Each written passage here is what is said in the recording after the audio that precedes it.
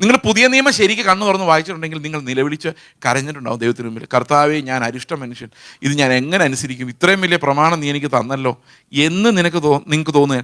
അതോ ഇത് ആരും അനുസരിക്കുന്നില്ല, ഇത് പാസ്റ്റർ ഇത് അനുസരിക്കുന്നതായിട്ട് തോന്നുന്നില്ല, പ്രസംഗിക്കാൻ വന്നവൻ അനുസരിക്കുന്നതായിട്ട് തോന്നുന്നില്ല, ഇതങ്ങ് മാറ്റി വെച്ചാലും കുഴപ്പമൊന്നുമില്ല, കർത്താവ് വരുമ്പോൾ അവരെയൊക്കെ കൊണ്ടുപോകുമ്പോൾ എന്നെയും കൊണ്ടുപോയിക്കോളും എന്നാണോ ചിന്തിക്കുന്നത്? അപ്പോൾ നിങ്ങൾ യേശു ക്രിസ്തു എന്ന ഇടർച്ചക്കല്ലിനെ ഒഴിവാക്കി പോവുക. നമ്മൾ മിക്കവാറും അവനെ ഒഴിവാക്കി പോവുക ചെയ്യുന്നത്. നിങ്ങളുടെ ഉള്ളിലുള്ള ശബ്ദം നിങ്ങൾ കേൾക്കാൻ, ദൈവത്തിൻ്റെ ആത്മാവ് നിങ്ങളോട് എന്തു പറയുന്നു എന്നുള്ള ശബ്ദം നിങ്ങൾ കേൾക്കാൻ തുടങ്ങിയെങ്കിൽ മാത്രമേ ഇത് ജീവനായി നിങ്ങളിലേക്ക് വരുള്ളൂ. എനിക്ക് നിങ്ങൾക്ക് ജീവിപ്പിക്കാനുള്ള യാതൊരു ശക്തിയും എനിക്കില്ല, പക്ഷെ ആത്മാവിന് മാത്രം അത് കഴിയുള്ളൂ. ആത്മാവ് നിങ്ങളുടെ ഉള്ളിൽ സംസാരിക്കാൻ തുടങ്ങിക്കഴിഞ്ഞാൽ, അങ്ങനെ റെവലേഷൻ നിങ്ങൾക്ക് കർത്താവിൽ നിന്ന് ലഭിക്കാൻ തുടങ്ങിക്കഴിഞ്ഞാൽ, വാക്യത്തിനകത്ത് കർത്താവ് എന്തിനാ ഇത് എഴുതി വെച്ചിരിക്കുന്നതെന്നുള്ള മർമ്മം എനിക്ക് വെളിപ്പെട്ട് തുടങ്ങിക്കഴിഞ്ഞാൽ ഞാൻ വിശുദ്ധീകരണത്തിൻ്റെ അടുത്ത തലത്തിലേക്ക് കടന്നു എന്നാണ് അതിൻ്റെ അർത്ഥം. അപ്പോൾ അപ്പോസ്തലന്മാരും പ്രവാചകന്മാരും ഞങ്ങളെപ്പോലുള്ള ടീച്ചേഴ്സും വന്ന് നിങ്ങൾക്ക് അടിസ്ഥാനങ്ങൾ ഇട്ട് തരുന്നതേ ഉള്ളൂ.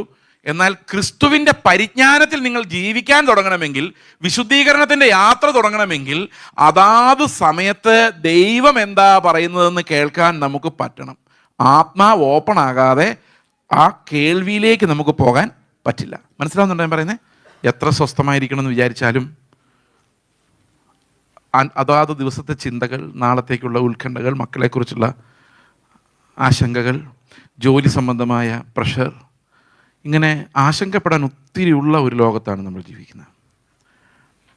നമ്മൾ ഒരു നിമിഷം കണ്ണു തുറന്ന് നോക്കിയാൽ നമുക്ക് ആശങ്കപ്പെടാൻ അനേകം കാര്യങ്ങളുണ്ട്. പെട്ടെന്നൊരു പാസ്റ്റർ വന്നിട്ട് പറയാണ്, നിങ്ങളെല്ലാവരും ദൈവത്തിൻ്റെ അടുത്ത് സ്വസ്ഥമായിട്ടിരുന്നോളാൻ പറഞ്ഞാൽ അത് അത്ര എളുപ്പമൊന്നുമല്ല. ഇത് സത്യത്തിൽ ദൈവം നമ്മളിൽ സാധിപ്പിച്ചെടുക്കുന്ന ഒരു വിശുദ്ധീകരണ പ്രോസസ്സിലൂടെ മാത്രം സാധിക്കുന്നൊരു കാര്യമാണ് അവൻ്റെ അടുത്ത് സ്വസ്ഥനായിരിക്കുക എന്ന് പറയുന്നത്. അത് മാനുഷികമായ ഒരു കാര്യമല്ല. ദൈവം എപ്പോഴും അവൻ്റെ സ്വസ്ഥതയിലേക്ക് നമ്മളെ ക്ഷണിച്ചുകൊണ്ടിരിക്കുന്ന ഒരു കർത്താവിനെയാണ് നമ്മൾ കാണുന്നത്. അവന് നമ്മളോട് എത്തിയിരിക്കാൻ വളരെ ആഗ്രഹമാണ്. നീ എൻ്റെ അടുത്തിരിക്കുമ്പോഴെങ്കിലും സ്വസ്ഥമായിരിക്കുക എന്ന് കർത്താവ് പറയാൻ കാരണം അതൊരു വിശ്വാസത്തിൻ്റെ അടയാളവും കൂടിയാണ് നമ്മൾ അവൻ്റെ അടുക്കൽ സ്വസ്ഥമായിരിക്കുന്നത്. എന്നാൽ ദൈവത്തിൻ്റെ അടുത്ത് സ്വസ്ഥത നമുക്ക് ലഭിക്കണമെങ്കിൽ നാം തകർക്കപ്പെടേണ്ടതുണ്ട് എന്ന് നമ്മൾ കണ്ടു. നമ്മുടെ അക്കം മനസ്സ് കർത്താവിൻ്റെ അടുത്ത് ചേർന്നിരിക്കേണ്ടതായിട്ടുണ്ട്. അവനിൽ നിന്ന് എപ്പോഴും പ്രാപിക്കേണ്ടതായിട്ടുണ്ട്. അവൻ്റെ ക്യാരക്ടർ നമ്മളിൽ വന്ന് നിറയേണ്ടതായിട്ടുണ്ട്. വിശുദ്ധീകരണം എന്ന് പറയുന്നത് ശരിക്കും ദൈവത്തിൻ്റെ സ്വഭാവം നമ്മളിൽ വന്ന് നിറയുന്നതാണ്. കർത്താവ് ക്രൂശിൽ അനുഭവിച്ചൊരു സ്വസ്ഥതയുണ്ട്. അവനൊട്ടും ആർഗനൈസ്ഡ് ആയിരുന്നില്ല ക്രൂശിൽ. Perfectly at piece.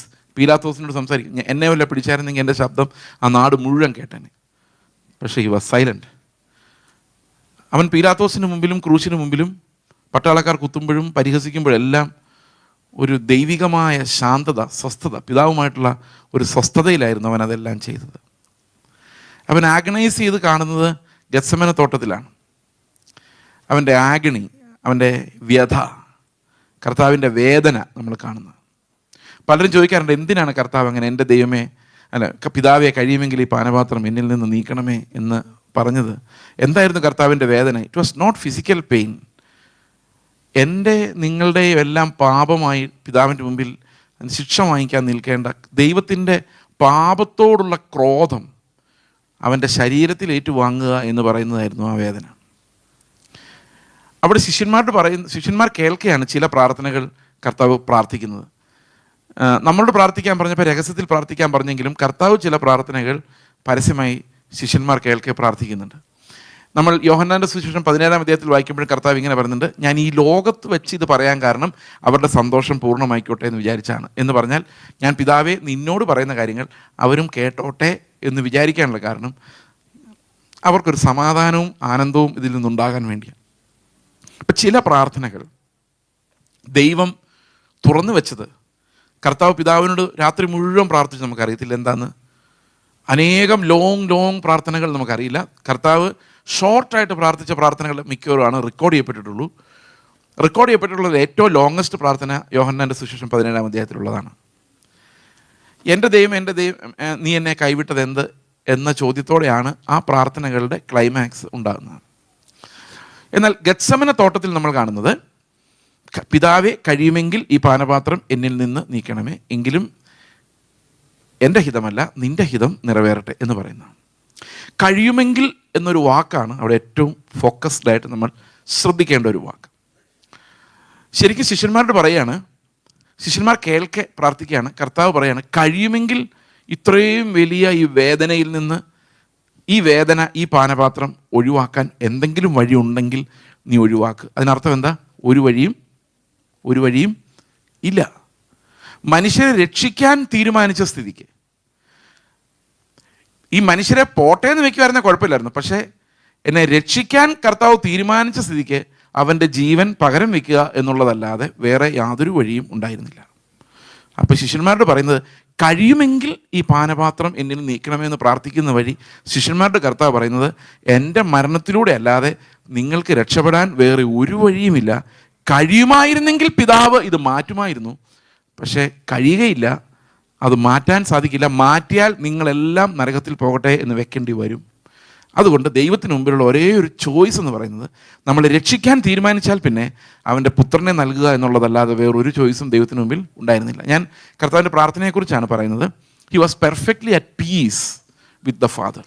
നിശബ്ദനായി, സ്വസ്ഥനായി, ആളുകൾ ആക്രമിക്കുമ്പോൾ, കുറ്റം പറയുമ്പോൾ, ചെയ്യാത്ത കാര്യങ്ങളെക്കുറിച്ച് വിമർശിക്കുമ്പോൾ നമുക്ക് പെട്ടെന്ന് മറുപടി പറയാൻ ഇങ്ങനെ നമ്മുടെ ഉള്ളിൽ വരും. ഞാൻ അങ്ങനെ അല്ലായിരുന്നു ബ്രദർ, എനിക്കങ്ങനെ ഭയങ്കരമായൊരു സ്വഭാവം ഉണ്ടായിരുന്നു.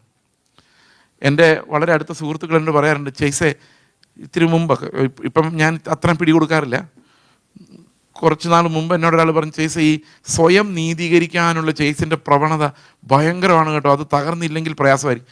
എന്നോട് പലരും പറഞ്ഞിട്ടുണ്ട്, ഞാൻ എന്ത് പറഞ്ഞാലും അതിന് 2 എക്സ്ക്യൂസ് പറഞ്ഞ് ഞാൻ രക്ഷപ്പെടും.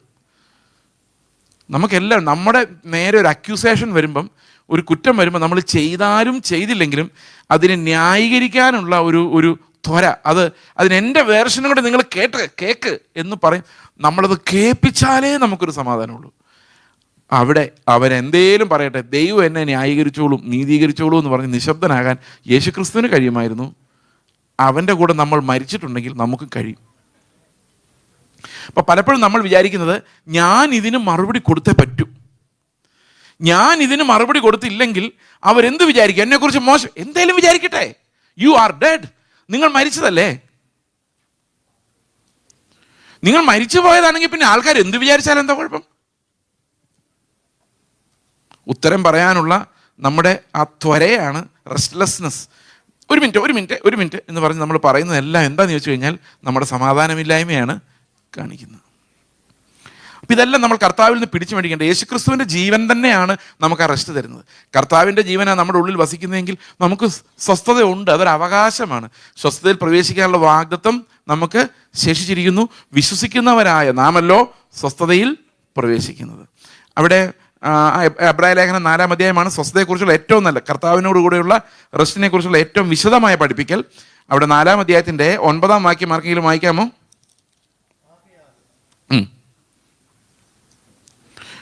ദൈവത്തിൻ്റെ ജനത്തിന് ഒരു ശബത്ത് അനുഭവം ശേഷിച്ചിരിക്കുന്നു. അപ്പം നമുക്കെല്ലാം ഒരു ശബത്ത് ശേഷിച്ചിട്ടുണ്ട്. അതെപ്പോഴാണ് ആ ശബത്ത്? എന്നാണ്? ഇന്ന് നിങ്ങളുടെ ഹൃദയം സോഫ്റ്റ് ആണെങ്കിൽ ഇന്നാണ്. ഇന്ന് നിങ്ങളുടെ ഹൃദയം തകർന്നു നുറുങ്ങിയ അവസ്ഥയിലാണെങ്കിൽ ഇന്ന് തൊട്ട് നിങ്ങൾ ശബത്തിലേക്കാണ്. എപ്പോഴെല്ലാം നിങ്ങളുടെ ഹൃദയം തകർന്നു നുറുങ്ങിയും ദൈവത്തെ മാത്രം നോക്കിക്കൊണ്ടിരിക്കുന്ന അവസ്ഥയിലാണോ, അപ്പോഴെല്ലാം നിങ്ങൾ കർത്താവുമായിട്ടുള്ള സ്വസ്ഥതയിലായിരിക്കും. ആ സ്വസ്ഥതയ്ക്ക് ഈ നുറുക്കപ്പെടുക എന്ന് പറയുന്നത് വളരെ അത്യാവശ്യമുള്ളൊരു കാര്യമാണ്. അടുത്ത വാക്യം 10. ദൈവം തന്റെ പ്രവൃത്തികളിൽ നിന്ന് എന്ന പോലെ അവന്റെ സ്വസ്ഥതയിൽ പ്രവേശിച്ചവൻ താനും തന്റെ പ്രവൃത്തികളിൽ നിന്ന് നിവർത്തനായി. അപ്പൊ സ്വസ്ഥതയിൽ പ്രവേശിച്ചതിന്റെ ഏറ്റവും വലിയ അടയാളം എന്താണെന്ന് വെച്ച് കഴിഞ്ഞാൽ പ്രവൃത്തികളിൽ നിന്ന് നിവൃത്തനായി എന്നുള്ളതാണ്. ഇത് മനസ്സിലാക്കാൻ ഒരിത്തിരി പ്രയാസമാണ്, ഒരുപക്ഷെ തെറ്റിദ്ധരിക്കാവുന്ന ഒരു വാക്യവുമാണ്. എങ്ങനെയാണ് സ്വസ്ഥത നമ്മളെ പ്രവൃത്തികളിൽ നിന്ന് നിവൃത്തനാക്കുന്നത്? നമുക്ക് പലപ്പോഴും ഉള്ളൊരു ചിന്ത, ദൈവത്തെ പ്രസാദിപ്പിക്കാൻ ഇനി എന്ത് ചെയ്താൽ പറ്റും എന്നുള്ളൊരു വിചാരം നമ്മുടെ ഉള്ളിലുണ്ട്. സ്വർഗത്തിൽ പോകുന്ന 100% ഉറപ്പുള്ളവരൊന്ന് കൈപൊക്കുക. ജസ്റ്റ് കൈപൊക്കിയില്ലെങ്കിലും കുഴപ്പമില്ല, നിങ്ങളൊന്ന് ചിന്തിച്ചാൽ മതി, പോവോ ഇല്ലയോ എന്ന്. ഓക്കെ, പോകും എന്ന് ഉറപ്പുണ്ടെങ്കിൽ നമുക്കൊരു സ്വസ്ഥതയുണ്ട്, അല്ലേ? പക്ഷെ അത് വിശുദ്ധീകരണത്തിൽ നിന്നുള്ള സ്വസ്ഥതയാണ് എങ്കിൽ നമ്മളെ അത് കൂടുതൽ വിശുദ്ധീകരണത്തിലേക്ക് നയിക്കുകയുള്ളൂ. എന്നാൽ അത് തെറ്റായ ഒരു ഉറപ്പാണെങ്കിൽ നമ്മുടെ ജീവിതം കുഴിയിലേക്ക് പോവുകയുള്ളൂ. മനസ്സിലാവുന്നുണ്ടോ ഞാൻ പറയുന്നത്? ഒത്തിരി ആളുകൾക്കും തെറ്റായ ഉറപ്പുണ്ട്, സ്വർഗത്തിൽ ഞാൻ പോകും, എന്തായാലും പോകും. ആ തെറ്റായ ഉറപ്പാണ്. എന്നാൽ ശരിയായി വീണ്ടും ജനിച്ചവർക്ക് പോലും ഉറപ്പില്ലാത്ത അവസ്ഥയും ഉണ്ട്. അപ്പോൾ പലപ്പോഴും നമ്മൾ ശ്രമിക്കുന്നത്, ഞാൻ കഴിഞ്ഞ ദിവസം ഒരു കുഞ്ഞിൻ്റെ എക്സാമ്പിൾ പറഞ്ഞ പോലെ, കുറച്ച് നല്ല കാര്യങ്ങൾ കൂടെ ചെയ്താൽ ദൈവത്തിന് എന്നോട് ഇഷ്ടം തോന്നും. ഇപ്പം ഇന്നത്തെ ജീവിതം വെച്ച് നോക്കിയാൽ 1-2 തെറ്റുകളൊക്കെ പറ്റിയിട്ടുണ്ട്. ഇന്നത്തെ ദിവസം വെച്ച് ഞാൻ പോകത്തില്ല.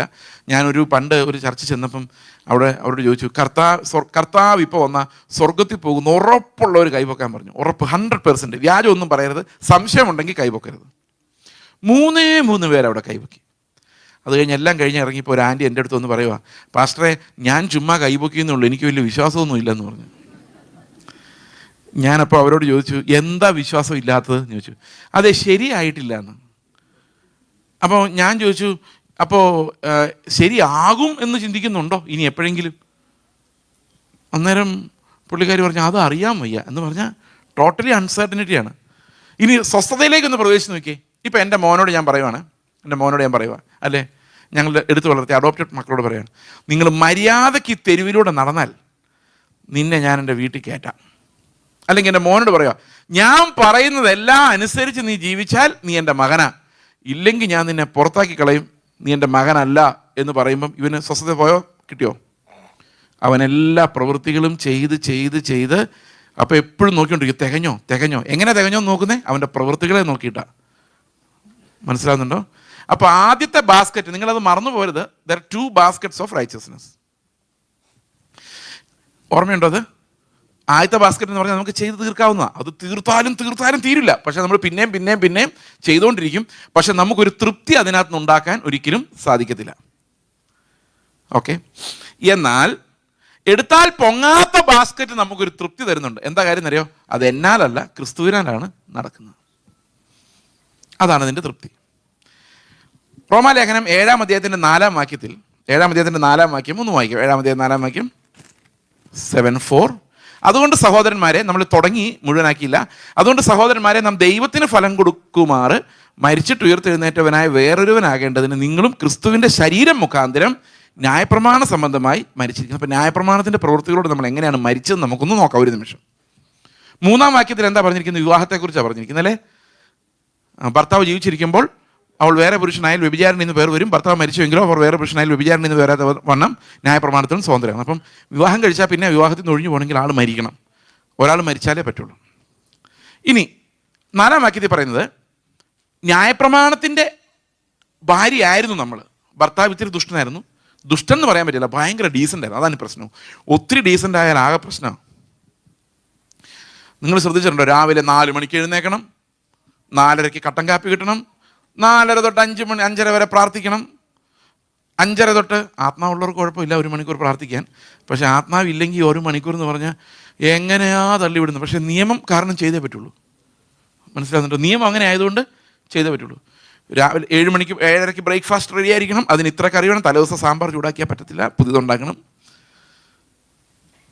ക്ലീൻ ആക്കണം, പിന്നെ കുക്ക് ചെയ്യണം, പിന്നെയും ക്ലീൻ ആക്കണം, പിന്നെയും കുക്ക് ചെയ്യണം. സഹോദരിമാരുടെ പണി അത് മാത്രമേ ഉള്ളൂ ഒരു അർത്ഥത്തിൽ നോക്കിക്കഴിഞ്ഞാൽ. ഞാൻ ആലോചിക്കാറുണ്ട്, എന്തൊരു ബോറടി ആയിരിക്കുന്നല്ലേ. ഇത് രാവിലെ മുതൽ വൈകിട്ട് വരെ ഇതേ പണിയാണ്, സ്വസ്ഥതയില്ല. എല്ലാം കഴിഞ്ഞിട്ട് ഭർത്താവിൻ്റെ അടുത്ത് ചെല്ലുമ്പം കൽപ്പനകൾ ഒത്തിരി അനുസരിച്ച്, എത്ര കൽപ്പനകളുണ്ട് പഴയ നിയമത്തിൽ അറിയാമോ? പഴയ നിയമത്തിൽ എത്ര കൽപ്പനകളുണ്ടെന്ന് അറിയാമോ? മൊത്തം എണ്ണി നോക്കിയാൽ 613 ആരോ പറഞ്ഞു കേട്ടു. ഇവിടെ പറഞ്ഞല്ല, നേരത്തെ അങ്ങനെ പറഞ്ഞു കേട്ടില്ല. അപ്പോൾ 613 വിചാരിച്ചോ. രാവിലെ എഴുന്നേറ്റപ്പോൾ തൊട്ട് വൈകിട്ട് വരെ 613 കൽപ്പനകൾ അനുസരിച്ചിട്ട് ഭർത്താവിൻ്റെ അടുത്ത് ചെന്നപ്പോൾ ഒരു ഗമയുണ്ട്. കാരണം ഞാൻ ചെയ്തിട്ടുണ്ട്. ഭർത്താവ് ന്യായപ്രമാണം കേട്ടോ. ഭർത്താവ് ചോദിക്കും, എങ്ങനെ ഉണ്ടായിരുന്നു ഇന്നത്തെ ദിവസം? ഞാൻ പറ്റുന്നതെല്ലാം ചെയ്തിട്ടുണ്ട്, ദശാംശം കൊടുത്തിട്ടുണ്ട്, രാവിലെ 4:30 എഴുന്നേറ്റ് പ്രാർത്ഥിച്ചു, ബൈബിൾ വായിച്ചു. ഇങ്ങനെ നമ്മൾ ചോദിക്കില്ലേ പിള്ളേരുടെ, ബൈബിൾ വായിച്ചു. അപ്പോൾ അവർ കടമകളെല്ലാം തീർത്തിട്ടുണ്ട്. ഭർത്താവ് പറയും, നീ ചെയ്തിട്ടുണ്ട്, പക്ഷെ ഒന്നും ശരിയായിട്ടില്ല, അതുകൊണ്ട് നിന്നെ കൊല്ലേണ്ടി വരും. ഇതാണ് മരണത്തിൻ്റെ പ്രമാണം. മനസ്സിലായോ? ഇത് ചെയ്ത് തീർച്ചയായിട്ടൊരു ഫീലിംഗ് ഒരിക്കലും കിട്ടുകയില്ല. കാരണം എന്ത് ചെയ്താലാണ് ഈ പാസ് മാർക്ക് നമുക്കറിയാൻ വയ്യ. ഉദാഹരണത്തിന് അയൽവക്കക്കാരനെ വെറുത്താൽ നീ നരകത്തിൽ പോവും. ഓക്കെ, നിസാരാന്ന് വിളിച്ചാൽ മതി, നരകത്തിൽ പോവും. ന്യായദിവസ സംഘത്തിന് മുമ്പ് നിൽക്കേണ്ടി വരും.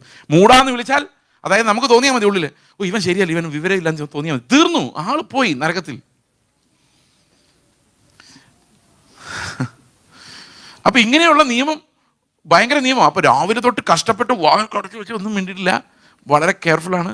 വൈകിട്ട് വന്ന് പറയാം, നീ ചെയ്തൊന്നും ശരിയായിട്ടില്ല, നീ നരകത്തിൽ പോകും. കാരണം ഇതാണ് മരണത്തിൻ്റെ പ്രമാണം. ഭയങ്കര ഭാരമാണ്.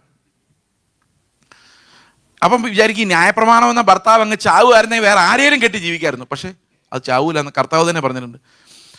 ആകാശവും ഭൂമിയും ഒഴിഞ്ഞു പോയാലും ന്യായപ്രമാണത്തിൽ നിന്നൊരു വള്ളിയും പുള്ളി ഒഴിഞ്ഞു പോകാൻ പോകുന്നില്ല. കൃപയുടെ സുവിശേഷം എന്ന് പറഞ്ഞ് അടുത്തിടെ ഇറങ്ങിയ ഒരു വ്യാജ കൃപയുടെ അവർ പറഞ്ഞു ന്യായപ്രമാണം എന്ന ഭർത്താവ് ചത്തു. ഇല്ല, ഒരിക്കലും ചാവൂല. പിന്നെ എങ്ങനെ ഈ കല്യാണത്തിൽ നിന്ന് രക്ഷപ്പെടാം? ഭർത്താവ് ചാവൂല, ഭാര്യയ്ക്ക് വേണേ ചാവാ അല്ലേ. അവിടെ യേശുക്രിസ്തു കാൽവരി ക്രൂശിൽ മരിക്കുമ്പം അവൻ്റെ അതാണ് 4-ാം വാക്യത്തിൽ പറയുന്നത്, ക്രിസ്തുവിൻ്റെ ശരീരം മുഖാന്തരം നമ്മൾ ന്യായപ്രമാണം സംബന്ധമായി മരിച്ചു എന്ന് പറഞ്ഞാൽ ആ ഭർത്താവിനോട് നമ്മൾ അങ്ങ് മരിച്ചു. സ്വസ്ഥത ഉണ്ടാകും പോട്ടോ. എങ്ങനെ സ്വസ്ഥത ഉണ്ടാകുന്നതെന്ന് ഞാൻ പറയാം. ഈ പഴയ ഭർത്താവ് ഒരു സ്വസ്ഥത തന്നിട്ടില്ല.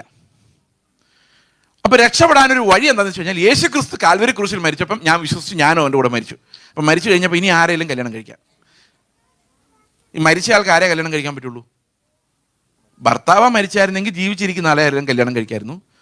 പക്ഷെ ഭർത്താവ് മരിച്ചില്ല, ഞാനാ മരിച്ചത്. അതുകൊണ്ട് ഇനി എനിക്ക് ആരെ മാത്രമേ കെട്ടാൻ പറ്റുള്ളൂ? മരിച്ച് ഉയർത്തെഴുന്നേറ്റ ഒരാളെ മാത്രമേ കല്യാണം കഴിക്കാൻ പറ്റുള്ളൂ. അപ്പൊ ഇപ്പം ഞാൻ ആരുടെ സ്വന്തമാണ്? ആരുടെ കൂടെയാണോ ഞാൻ മരിച്ചത്, ആരുടെ കൂടെയാണോ ഞാൻ പുനരുത്ഥാനം ചെയ്തത്, ആ ആളുടെ സ്വന്തമാണ് അല്ലേ. അപ്പോൾ ഒരു പ്രശ്നം എന്താണെന്ന് വെച്ച് കഴിഞ്ഞാൽ പഴയ നിയമത്തിൽ 613 കൽപ്പനകൾ ഉണ്ടായിരുന്നു. അതിൽ പലതും മിക്കതും അനുസരിക്കാൻ പറ്റുന്ന പ്രമാണമായിരുന്നു. എന്നാൽ പുതിയ ഭർത്താവ് പ്രസംഗിക്കുന്ന കേട്ടാൽ നമുക്ക് ഒരൊറ്റ സാധനം പോലും അതിനകത്ത് അനുസരിക്കാൻ ഒരു നിവൃത്തിയുമില്ല. മനസ്സിലാവുന്നുണ്ടോ ഞാൻ പറയുന്നത്? അപ്പം ഏതാ നല്ലത്?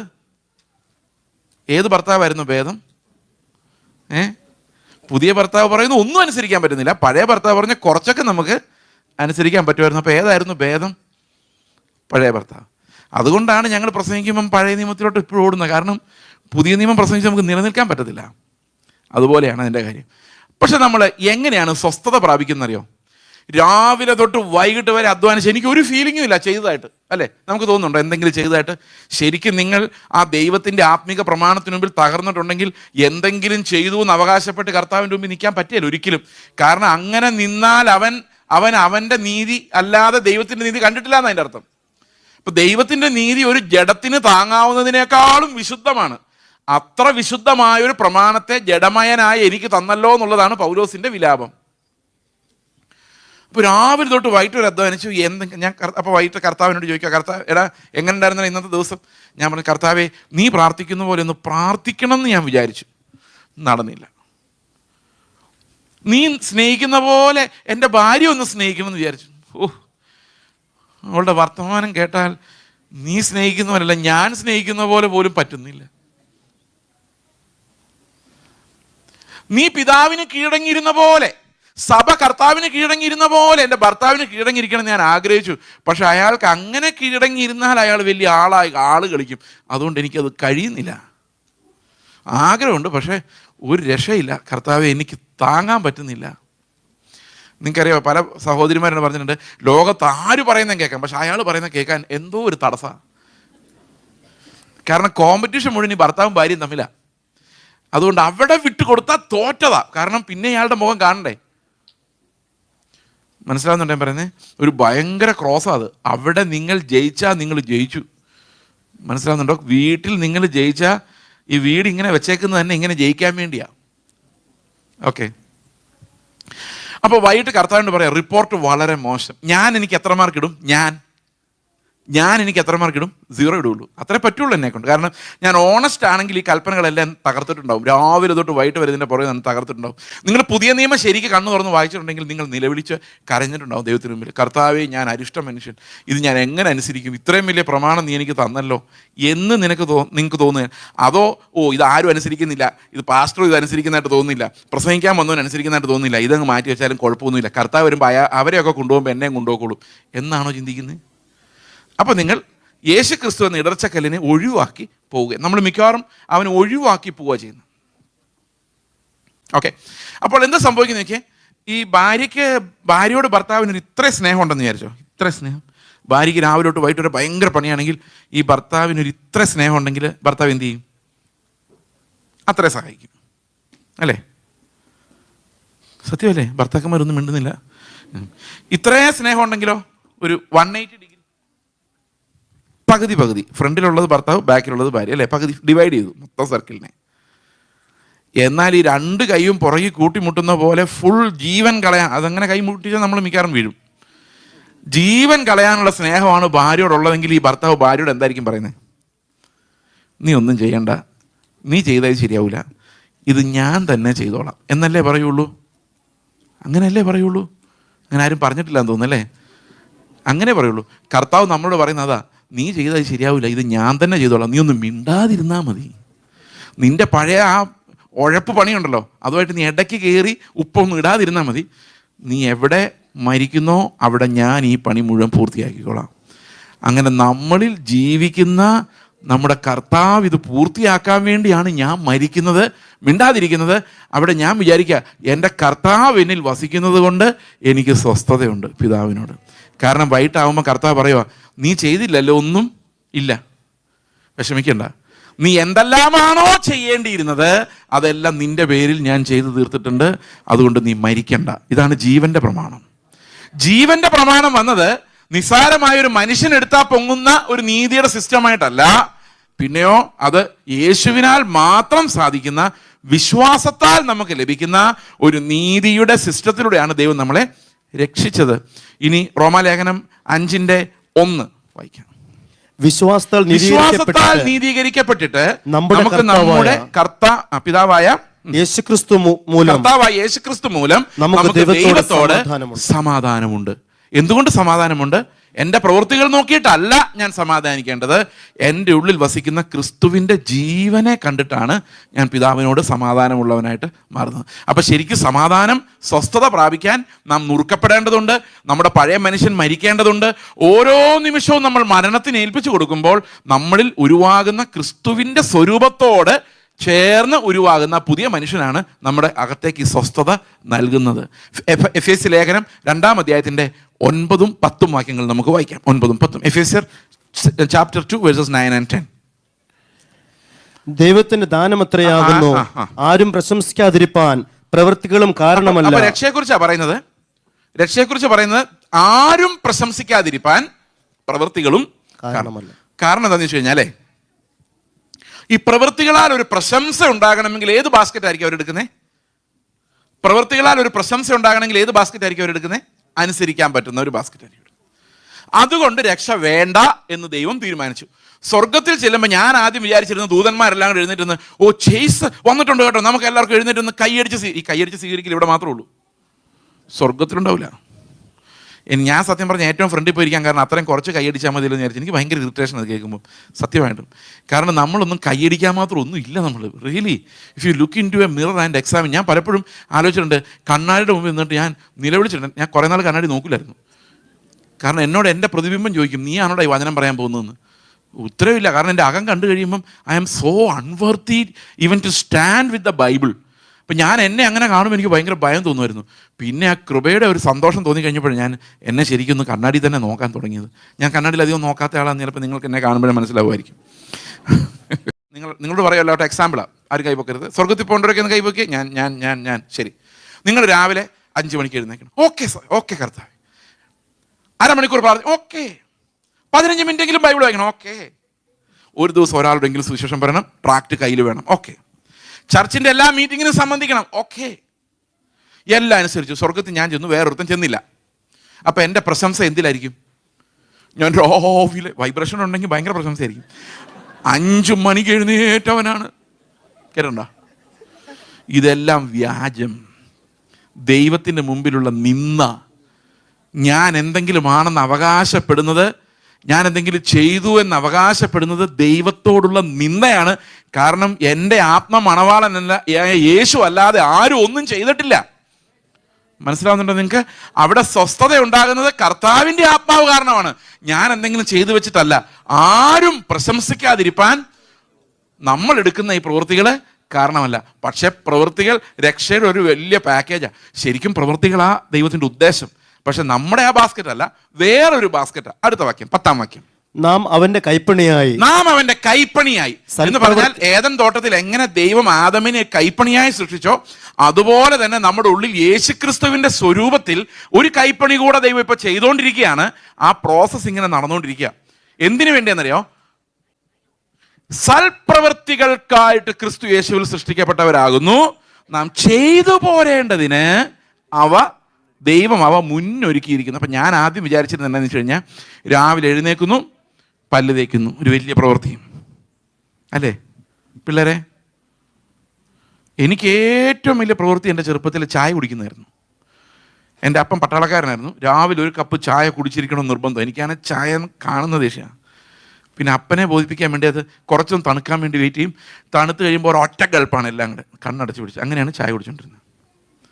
ഒരു വലിയ പണി. അപ്പോൾ രാവിലെ എഴുതി വയ്ക്കുക പ്രധാനപ്പെട്ട ദുഷ്ടപ്പണികൾ: ഒന്ന് പല്ല് തേക്കുക, മറ്റൊന്ന് ചായ കുടിക്കുക. ഇങ്ങനെ ഞാൻ വിചാരിച്ചിരുന്നു ഇതെല്ലാം ഇങ്ങനെ ദൈവം ഒരുക്കി വെച്ചിരിക്കുക, ചായ കുടിച്ചേ പറ്റൂ. അപ്പം ഞാൻ യന്ത്രത്തെ പോലെ പോയി ചായ എടുത്ത് കുടിച്ചു. അങ്ങനെയല്ല, ആ പ്രവൃത്തികളെക്കുറിച്ചല്ല. മനുഷ്യരുടേതല്ലാത്ത യേശു നമ്മുടെ ഉള്ളിൽ സൃഷ്ടിക്കപ്പെടുമ്പോൾ അവനാൽ മാത്രം സാധിക്കുന്ന കുറേ പണികളുണ്ട്. അത് ഈ ലോകത്ത് ചെയ്തു തീർക്കാൻ നമ്മളെ കൊണ്ട് മാത്രമേ പറ്റുള്ളൂ. അത് ചെയ്യുവാൻ അകത്ത് ക്രിസ്തുവുള്ള കുറേ ആളുകളെ ദൈവം അവൻ്റെ കൈപ്പണിയായി സൃഷ്ടിക്കുകയാണ്. കൈപ്പണിയായി. അതൊരു നിസ്സാരമായ കാര്യമല്ല. ഈ സൃഷ്ടി തന്നെ അപ്പം ഇവിടെ ഓരോ പ്രവൃത്തി ചെയ്യണമെങ്കിലും നമ്മൾ വിശ്വസിക്കണം. അതുപോലെ തന്നെ നമ്മൾ മരിക്കുകയും ചെയ്യണം. വിശ്വസിക്കുകയും ചെയ്യണം, മരിക്കുകയും ചെയ്യണം. മനസ്സിലാകുന്നുണ്ടോ? അതും വിശദീകരണത്തിൻ്റെ പ്രവൃത്തികളാണ്. ഞാൻ 1-2 എക്സാമ്പിൾസ് നിങ്ങൾ പറയാം.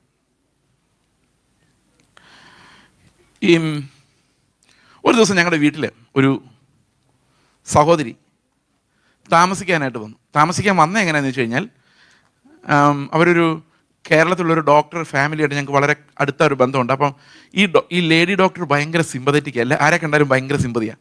അപ്പോൾ ക്ലിനിക്കിൽ ഒരു സഹോദരി ഒരു ലേഡി ചെന്നിട്ട് പറഞ്ഞു, ഞാൻ ചെറുപ്പകാലം തൊട്ടേ ഒരു ഓർഫനേജിലാണ് താമസിച്ചിട്ടുള്ളത്.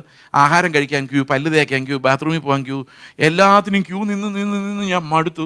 എനിക്കൊരു വീട്ടിൽ ഒരാഴ്ച താമസിക്കണമെന്ന് ഭയങ്കര ആഗ്രഹമാണ്. നല്ല ആഗ്രഹമല്ലേ? അപ്പോൾ ഈ ഡോക്ടർ പറഞ്ഞു, ഒരു കാര്യം ചെയ്യ്, നീ എൻ്റെ കൂടെ പോരെ. വിളിച്ചുകൊണ്ട് വീട്ടിൽ പോയി. എന്നാലോചിച്ച് നോക്കി, ഒരു പരിചയമില്ല. വീട്ടിൽ പോയി ഒരാഴ്ച താമസിച്ചു. കഴിഞ്ഞപ്പോൾ ഇവർക്ക് തിരിച്ചു പോകാനൊരു മൂഡൊന്നും ഇല്ല. അവർക്ക് അവിടെ തന്നെ താമസിക്കാൻ ഇഷ്ടം. അപ്പോൾ അവിടെ അവർക്ക് വാടക വീടൊക്കെയാണ്, ആകെ കൺജസ്റ്റഡാണ്. അപ്പോൾ അവർ ഞങ്ങളോട് ഓങ്കോളി വിളിച്ചിട്ട് പറഞ്ഞു, ഒരു സഹോദരി അങ്ങോട്ടൊന്ന് വിട്ടേക്കട്ടെ ചോദിച്ചു. കുറേ നാളത്തേക്ക് ഞങ്ങൾ പറഞ്ഞു വിട്ടേക്കാൻ പറഞ്ഞു. അപ്പോൾ അങ്ങനെ ഒരു ഓങ്കോളിലെത്തി. പതുക്കെ ഞങ്ങൾക്കൊരു കാര്യം മനസ്സിലായി. ഇവർ പറയുന്ന ടെസ്റ്റ് മണി കറക്റ്റ് അല്ല. കാരണം ഇവർ പറയുന്ന തമിഴത്തെയാണ്. യാതൊരു അഡ്രസ് പ്രൂഫും ഇല്ല, ആധാർ കാർഡില്ല, ഐഡൻറ്റിറ്റി കാർഡില്ല, ബാങ്കിൽ അക്കൗണ്ടില്ല. അതായത് ആ സഹോദരി, ആ സ്ത്രീ അങ്ങനെ നിൽക്കുന്നതല്ലാതെ വേറെ ഒരു തെളിവില്ല. അവരെന്ത് പറഞ്ഞോ അത് വിശ്വസിക്കുക, അത്രയും മാത്രമേ ഉള്ളൂ. പതുക്കെ ഈ ശ്രീലങ്കയിൽ വർക്ക് ചെയ്തിട്ടുള്ള ഒരു മിഷണറി വന്നപ്പോൾ പറഞ്ഞു, ഇവർ സംസാരിക്കുന്ന തമിഴ് ഇന്ത്യൻ തമിഴല്ല, ഇത് ശ്രീലങ്കൻ തമിഴാണ്. അപ്പം ഞങ്ങൾക്ക് സംശയം, ഇനി വല്ല പുലി വല്ലതാണോ, തമിഴ് പുലി അവിടെ നിന്ന് ചാടിപ്പോകുന്നതാണോ, അതറിയത്തില്ല. അപ്പം ഞങ്ങൾ ഇതെന്ത് ചെയ്യണം, ഇത് ആരാന്നറിയത്തില്ല, ഇവള് പറയുന്നത് സത്യമാണെന്നറിയില്ല. അവസാനം ഞങ്ങളുടെ ഒരു സുഹൃത്ത് അന്വേഷിച്ചപ്പം ഇവള് പറഞ്ഞ സ്ഥലത്ത് ഒരു ഓർഫനേജ് ഉണ്ടായിരുന്നതേ ഇല്ല. ഓർഫനേജ് അടുത്ത കാലത്ത് തുടങ്ങിയത്. ഇവള് പറഞ്ഞ കാലത്തൊന്നും അവിടെ ഒരു ഓർഫനേജ് ഉണ്ടായിരുന്നില്ല. ഇപ്പോൾ ഇവൾ ഓർഫനേജിൻ്റെ ബോർഡ് മാത്രമേ കണ്ടിട്ടുള്ളൂ. അപ്പോൾ ഇതെന്താണ് ഇവളെന്ന് അറിയാൻ ഒരു വഴിയില്ലാതിരിക്കുമ്പോഴാണ് ഒരു ഫോൺ കോൾ വരുന്നത്. ഇവിടെ പെണ്ണ് കാണാൻ ഒരാൾ വരുന്നുണ്ടെന്ന്. അത് കൊള്ളാം ഐഡിയ. അപ്പോൾ ഞങ്ങൾ വിചാരിച്ചു അയാൾക്ക് വല്ലതും അറിയാമായിരിക്കും, എന്നാൽ വരട്ടെ, ഇവനെ ഇവിടെ ഇട്ട് പിടിക്കാം, ഓങ്കോളല്ലേ, ആന്ധ്രയിലല്ലേ, വരട്ടെ എന്ന് വിചാരിച്ചു. അപ്പോൾ അയാൾ ഓഗസ്റ്റ് എന്ന് തോന്നുന്നു, അത് ഏതോ ഒരു മാസം 2-ാം തീയതി മറ്റോ വരുമെന്ന് പറഞ്ഞു. ഒരു 3 ദിവസം മുമ്പ് വിളിച്ച് പറഞ്ഞു ഞാൻ വരത്തില്ല. ഇവള് വയലൻ്റായി ബോധം കെട്ട് വീഴുന്നു. ഞങ്ങൾ വെള്ളം തെളിക്കുന്നു, എഴുന്നേറ്റ് വരുന്നു, പിന്നെയും ബോധം കെട്ട് വീഴുന്നു. അവസാനം ഞങ്ങളുടെ പിള്ളേരും ഞങ്ങളുടെ ചർച്ചിലുള്ള 2 സഹോദരങ്ങളൊക്കെ ഉണ്ടായിരുന്നു.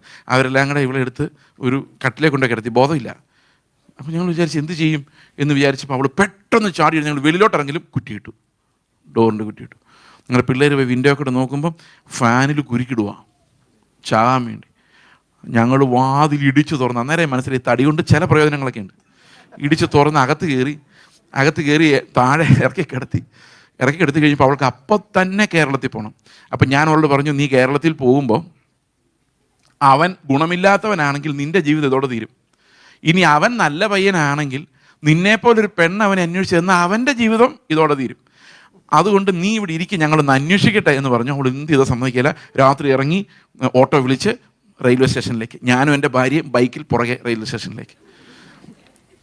അവിടെ ചെന്ന് റെയിൽവേ സ്റ്റേഷനിൽ നിന്ന് 3 ട്രെയിനുണ്ട് കേരളത്തിലേക്ക്. ഇവളോട് ഞാൻ അവളുടെ പ്ലാറ്റ്ഫോമിൽ ആ ബെഞ്ചിലിരുന്നു. ഞാൻ അവളുടെ മുമ്പിൽ മുട്ടുകുത്തി നിന്നു. എൻ്റെ ഭാര്യ അടുത്തിരിപ്പുണ്ട്. ഞാൻ അവളുടെ മുമ്പിൽ മുട്ടുകുത്തിന്ന് പറഞ്ഞു, ജീവിതം നശിപ്പിക്കരുത്, നീ ഇവിടെ തന്നെ താമസിക്കുക, നമുക്ക് പരിഹാരം ഉണ്ടാക്കാം. അവൾ പറഞ്ഞു നോ ഞാൻ പോയേ പറ്റുള്ളൂ എന്ന് പറഞ്ഞ് അവൾ ഇറങ്ങിപ്പോയി. ട്രെയിനിൽ കയറിപ്പോയി. അപ്പം ഞാൻ ഇങ്ങോട്ട് വിട്ട കുടുംബത്തെ വിളിച്ചിട്ട് പറഞ്ഞു, അവൾ പോയി കേട്ടോ എന്ന് പറഞ്ഞു. അപ്പോൾ അവർ പറഞ്ഞു, നമ്മൾ നോക്കാവുന്നിടത്തോളം എല്ലാം നോക്കി, അവൾ പറഞ്ഞതെല്ലാം കളവായിരുന്നത് കൊണ്ട് അവളുടെ ഇഷ്ടത്തിന് പോയിക്കോട്ടെ എന്ന് പറഞ്ഞു.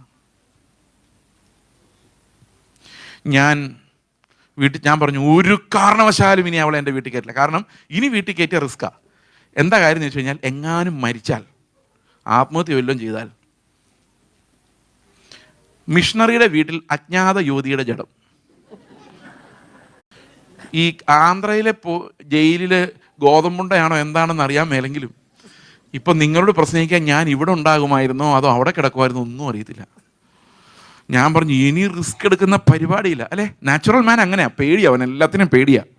നാച്ചുറൽ മാൻ, അതായത് നമ്മൾ ക്രൂശിൽ വിട്ടുകൊടുക്കാത്ത പഴയ മനുഷ്യനുണ്ടല്ലോ, സകലതിനെയും പേടിക്കുന്നവനാ. ഞാൻ തിരിച്ച് വീട്ടിലോട്ട് ചെന്നു. ഞാൻ എൻ്റെ ഭാര്യയോട് പറഞ്ഞു, ഇങ്ങനെയുള്ളവർ ഇനി വീട്ടിൽ കയറ്റത്തില്ല. ഞാൻ പോയി വീട്ടിൽ നിന്ന് പ്രാർത്ഥിക്കാൻ വേണ്ടി മുട്ടിലേക്കിരിക്കലും കർത്താവിൻ്റെ ശബ്ദം എൻ്റെ കാതിൽ വന്ന് പറഞ്ഞു, ഇനി മേലാൽ നീ അമേസിങ് ഗ്രേസ് എന്ന പാട്ട് പാടരുത്. ഞാൻ വിയർത്തു. ഞാൻ പറഞ്ഞു, കർത്താവേ, എന്തോ നീ പറയുന്നത്?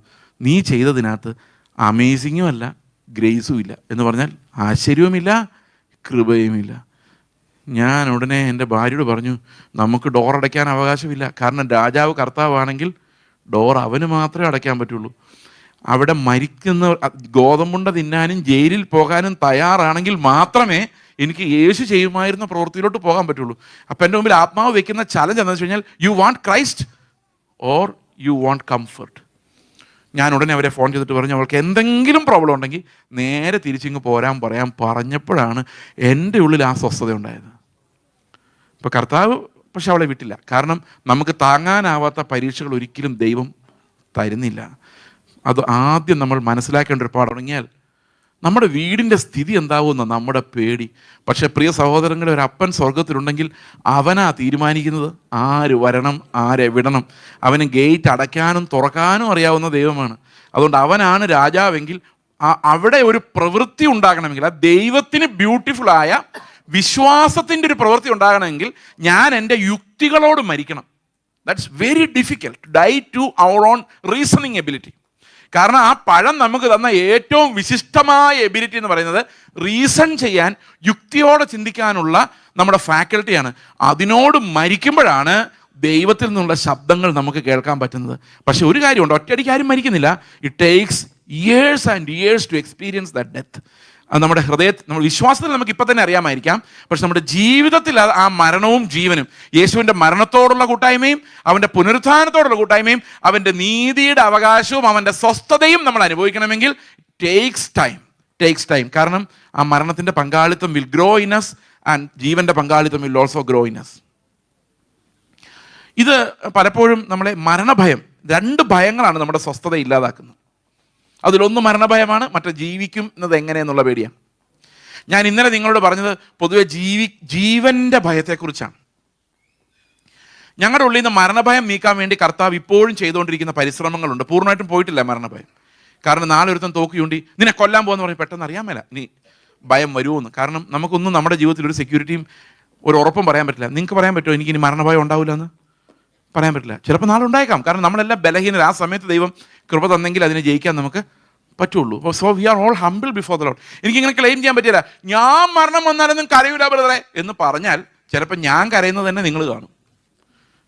മനസ്സിലാകുന്നുണ്ടോ? വലിയ തീരുമാനം എടുക്കുന്നവരൊക്കെ പൊളിഞ്ഞ് പാളീസാവുന്നതിൻ്റെ കാരണം ദൈവം അങ്ങനെയുള്ള പ്രവൃത്തികളിലല്ല സന്തോഷിക്കുന്നത്. അപ്പൻ എന്ന രീതിയിൽ അവനെ വിശ്വസിക്കുന്നതിലാണ് സന്തോഷിക്കുന്നത്. ഞാൻ ഒരു എക്സാമ്പിൾ ഞാൻ നിങ്ങളോട് പറയാം. ഒരു ദിവസം എൻ്റെ ഭാര്യയ്ക്ക് ഭയങ്കരമായി സിക്കായി ഭയങ്കര പനി കൊണ്ട് നിൽക്കുന്നില്ല. ഹോസ്പിറ്റലിൽ കൊണ്ടുപോയി സലൈൻ കൊടുത്തു, IV ആൻറ്റിബയോട്ടിക്സ് കൊടുത്തു. 2 ദിവസമായി 103 ഡിഗ്രിയിൽ നിന്ന് ഇത് താഴുന്നില്ല. പാരസെറ്റമോൾ കൊടുത്തിട്ടും കുറയുന്നില്ല, ഒരു മരുന്ന് കൊടുത്തിട്ടും കുറയുന്നില്ല. ഡോക്ടർ ഞങ്ങളെ വിളിച്ചിട്ട് പറഞ്ഞു, നിങ്ങളുടെ വീട്ടിൽ HIV ഉള്ളൊരു കൊച്ചുണ്ടല്ലേ എന്ന് പറഞ്ഞുകൊണ്ട് നിങ്ങൾ HIV ഒന്ന് ടെസ്റ്റ് ചെയ്യുന്ന നല്ലതായിരിക്കും. കാരണം ഞാൻ അറിയുന്ന മരുന്ന് കൊടുത്ത് നോക്കിയിട്ടും ഇത് കുറയുന്നില്ല. എൻ്റെ ഹൃദയത്തിനകത്തോടൊരു ഇടിവാൾ കടന്നുപോയി. അത് കടന്നു പോകാനൊരു കാരണമുണ്ട്. ഒരാഴ്ച മുമ്പ് എൻ്റെ ഭാര്യ ഒരു സ്വപ്നം കണ്ടായിരുന്നു. ഈ സ്വപ്നത്തിൽ ഭാര്യയോട് ഡോക്ടർ പറയുക, നിങ്ങൾക്ക് 2 പേർക്കും HIV ഉണ്ട്. അപ്പം ഞാൻ സ്വപ്നത്തിൽ എൻ്റെ ഭാര്യയോട് പറയുവാണ്, എന്ത് HIV, ഏത് HIV വന്നാലും 15 വർഷം 20 വർഷം ജീവിക്കും. അത്രയും നാളും കർത്താവിന് വേണ്ടി ജീവിച്ചിട്ട് നമുക്ക് മരിക്കാം. സ്വപ്നത്തിലാട്ടോ, നേരിട്ടല്ല. അപ്പം ഭാര്യ വളരെ വിഷമിച്ചുകൊണ്ട് പറയുവാണ്, ഇങ്ങനെയാണ് സ്വപ്നം കണ്ടത്, നിങ്ങളുടെ പിള്ളേർക്കില്ല, നിങ്ങൾക്ക് 2 പേർക്കും ഉണ്ട് എന്ന് പറഞ്ഞു. ഇത് ഉള്ളിൽ കിടപ്പുണ്ട്. അപ്പോൾ ഡോക്ടർ എന്താ പറയുന്നത്? HIV പരിശോധിക്കാൻ. അപ്പോൾ ഉള്ളിൽ ഇത് ഭയം, ഇത് വെറും സ്വപ്നമായിരിക്കണേ എന്ന് പ്രാർത്ഥിച്ചുകൊണ്ടിരിക്കുമ്പോൾ ഡോക്ടർ പറഞ്ഞു, പോയി ചെക്ക് ചെയ്യാൻ. എങ്ങനെ ഇരിക്കും ഹൃദയം? ടപ്പാന്ന് അടിച്ചുകൊണ്ടിരിക്കുക. അപ്പം ഞാൻ എൻ്റെ ഭാര്യയും കൂടെ ഈ ബ്ലഡ് കൊടുത്തിട്ട് ഇങ്ങനെ ഇരിക്കുകയാണ് റിസൾട്ട് അറിയാൻ വേണ്ടി. അപ്പോൾ കർത്താവ് എന്നോട് ചോദിച്ചു, നിൻ്റെ പ്രസംഗം ഒരിത്തിരി കൂടുതലല്ലേ ഈ അടുത്തിടെയായിട്ട്? എന്താ കർത്താവേ, നീ പ്രസംഗിച്ചില്ല? ഇങ്ങനെ തന്നെ കർത്താവ്, അത് കോമഡി ഞാൻ ചേർക്കുന്നതാണെങ്കിലും ചോദ്യം ഇത് തന്നെയാണ്. കർത്താവിനോട് ചോദിച്ചു, നീ ലെപ്രസി പേഷ്യൻസിനിടയിൽ പോയി മരിച്ചുപോയ മൊറേവിയൻ മിഷണറിമാരെ കുറിച്ച് കഴിഞ്ഞ സാറോട് പറഞ്ഞില്ലേ? അപ്പം ലെപ്രസിക്കാരെ ശുശ്രൂഷിച്ച ആൾക്കാർക്ക് ആ ലെപ്രസി പിടിച്ച് മരിക്കാം. അങ്ങനെയാണെങ്കിൽ HIV പിടിച്ച ഒരാളെ ശുശ്രൂഷിച്ചിട്ട് നിനക്കിത് കിട്ടിയാൽ നീ സ്വീകരിക്കുമോ ഇല്ലയോ? എങ്ങനെയുണ്ട് ചോദ്യം? ഞാൻ എൻ്റെ ഭാര്യയോട് പറഞ്ഞു, കർത്താവ് ഇത് തരുമായിരിക്കും, നമുക്ക് സ്വീകരിച്ചുകൊണ്ട് സ്തോത്രം പറയാം. എൻ്റെ ഭാര്യ അവിടെ ഇരുന്ന് കരയാൻ തുടങ്ങി. കാരണം സ്വപ്നത്തിൽ ഞാൻ കൂളാ, ഇതുവരെ സ്വപ്നം വളരെ കറക്റ്റാ. അവിടെ ഇരുന്ന് കർത്താവ് എന്നെ കൊണ്ട് പറയിപ്പിച്ചു, മരിച്ചാലും സാരമില്ല. റിസൾട്ട് വന്നപ്പോൾ ഒന്നുമില്ല. അപ്പം ഞാൻ ഈ ഡോക്ടർമാരെ വിളിച്ച്, എനിക്ക് പരിചയമുള്ള ഡോക്ടർമാരോട് പറഞ്ഞു, നിങ്ങൾക്ക് എന്തിൻ്റെ കുഴപ്പം, നിങ്ങൾ എന്തിനായിട്ട്? പക്ഷേ ദൈവം ഞങ്ങളെ ഒരുക്കുന്നത് എന്തിനാന്ന് വെച്ച് കഴിഞ്ഞാൽ, കർത്താവ് വിളിക്കുന്ന വിളി വാ മരിക്കുക എന്നാ. കാരണം പഴയതിനോട്, മരണഭയത്തോട്, ഇതിനോട് മരിക്കാൻ ദൈവം പല ബ്രോക്കൺ എക്സ്പീരിയൻസസിലൂടെ നമ്മളെ കടത്തിവിട്ട് കർത്താവ് എത്രയും പെട്ടെന്ന് എനിക്ക് അങ്ങോട്ട് വന്നാൽ മതി എന്ന് തോന്നിപ്പിക്കാൻ വേറെ വഴിയില്ല.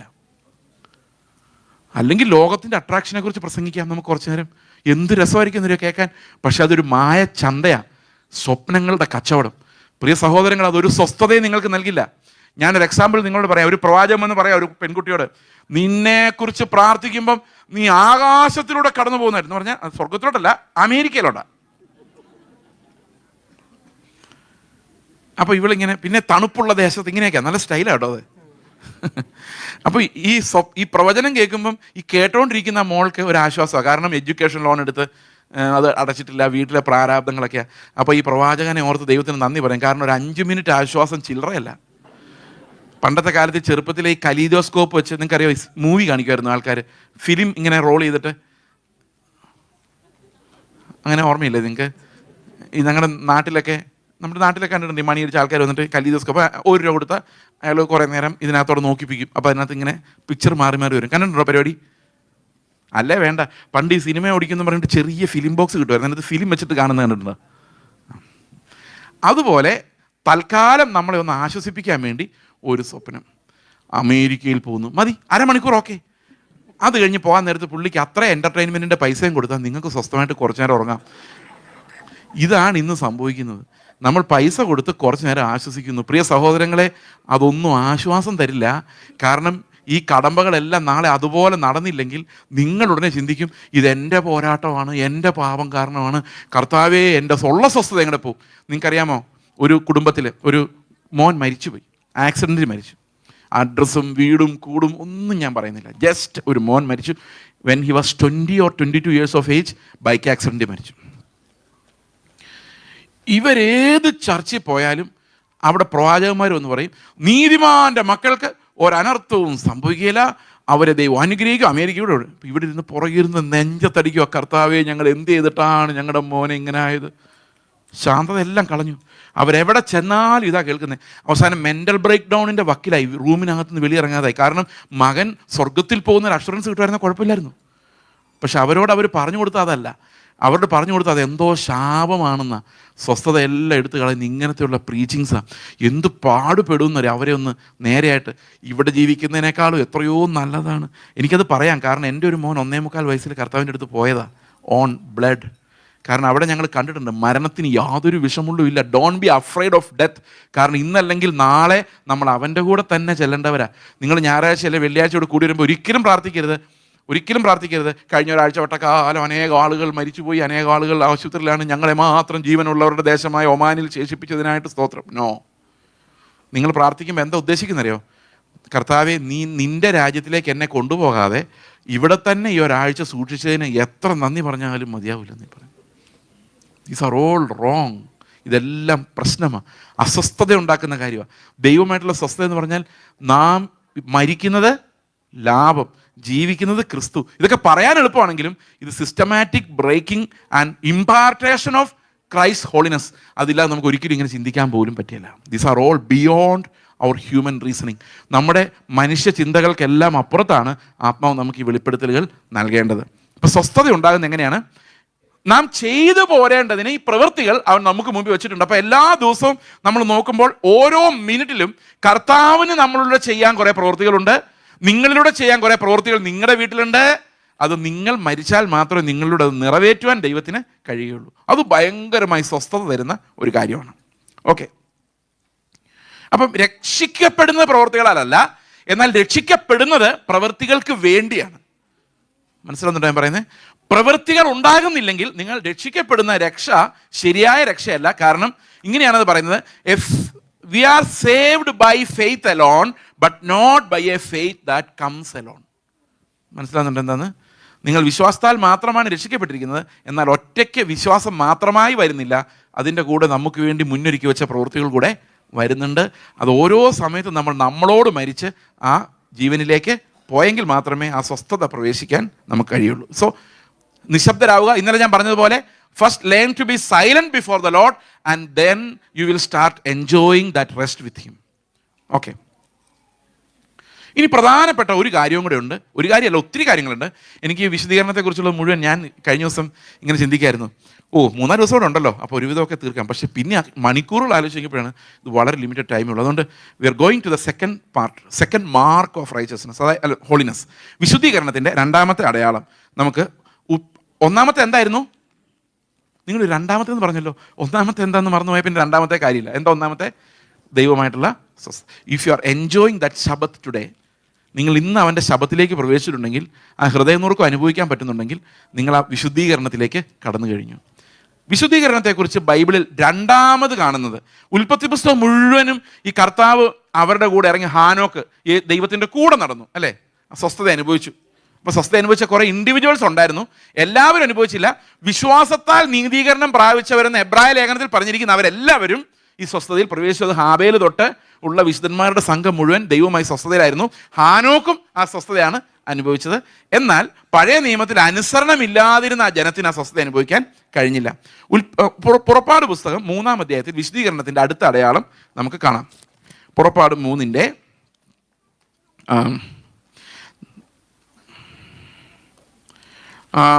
2-ാം വാക്യം. അവിടെ യഹോവയുടെ ദൂതൻ ഒരു മുൾപ്പടർപ്പിന് നടുവിൽ നിന്ന് അഗ്നിജ്വാലയിൽ അവന് പ്രത്യക്ഷനായി. അവൻ നോക്കിയാറെ മുൾപ്പടർപ്പ് തീപിടിച്ച് കത്തുന്നതും മുൾപ്പടർപ്പ് വെന്തു പോകാതിരിക്കുന്നതും കണ്ടു. ഒരു ഭയങ്കര കാഴ്ചയായിരിക്കുമല്ലോ അത്. ഭയങ്കര തീയാണ്, പക്ഷെ ഒന്നും വെന്തു പോകുന്നില്ല, തേജസ് മാത്രമേ ഉള്ളൂ, കത്തിക്കുന്നില്ല. അടുത്ത വാക്യം. മുൾപ്പടർപ്പ് വെന്തു പോകാതിരിക്കുന്ന ഈ വലിയ കാഴ്ച എന്തെന്ന് ഞാൻ ചെന്ന് നോക്കട്ടെ എന്ന് മോശ പറഞ്ഞു. ഞാൻ ഒന്ന് പോയി നോക്കട്ടെ, എന്തോ ഈ കാഴ്ച ഒന്ന് കാണാം എന്ന് വിചാരിച്ച് ഇവൻ ചെല്ലുകയാണ് അടുത്ത്. നോക്കേണ്ടതിന് അവൻ വരുന്നത് യഹോവ കണ്ടപ്പോൾ ദൈവം മുൾപ്പടർപ്പിന്റെ നടുവിൽ നിന്ന് അവനെ മോശെ മോശെ എന്ന് വിളിച്ചു. അതിന് അവൻ ഇതാ ഞാൻ എന്ന് പറഞ്ഞു. അപ്പോൾ നിങ്ങൾ ശ്രദ്ധിച്ചിട്ടുണ്ടോ, ബൈബിളിൽ എവിടെയെല്ലാം ദൈവം വിളിച്ചിട്ടുണ്ടോ അവിടെയെല്ലാം മറുപടി എന്തുവാ? ഇതാ ഞാൻ. കർത്താവേ എന്നെ വിളിച്ചോ, ഇതാ ഞാൻ. അതാണ് സബ്മിഷൻ. അടുത്ത വാക്യം.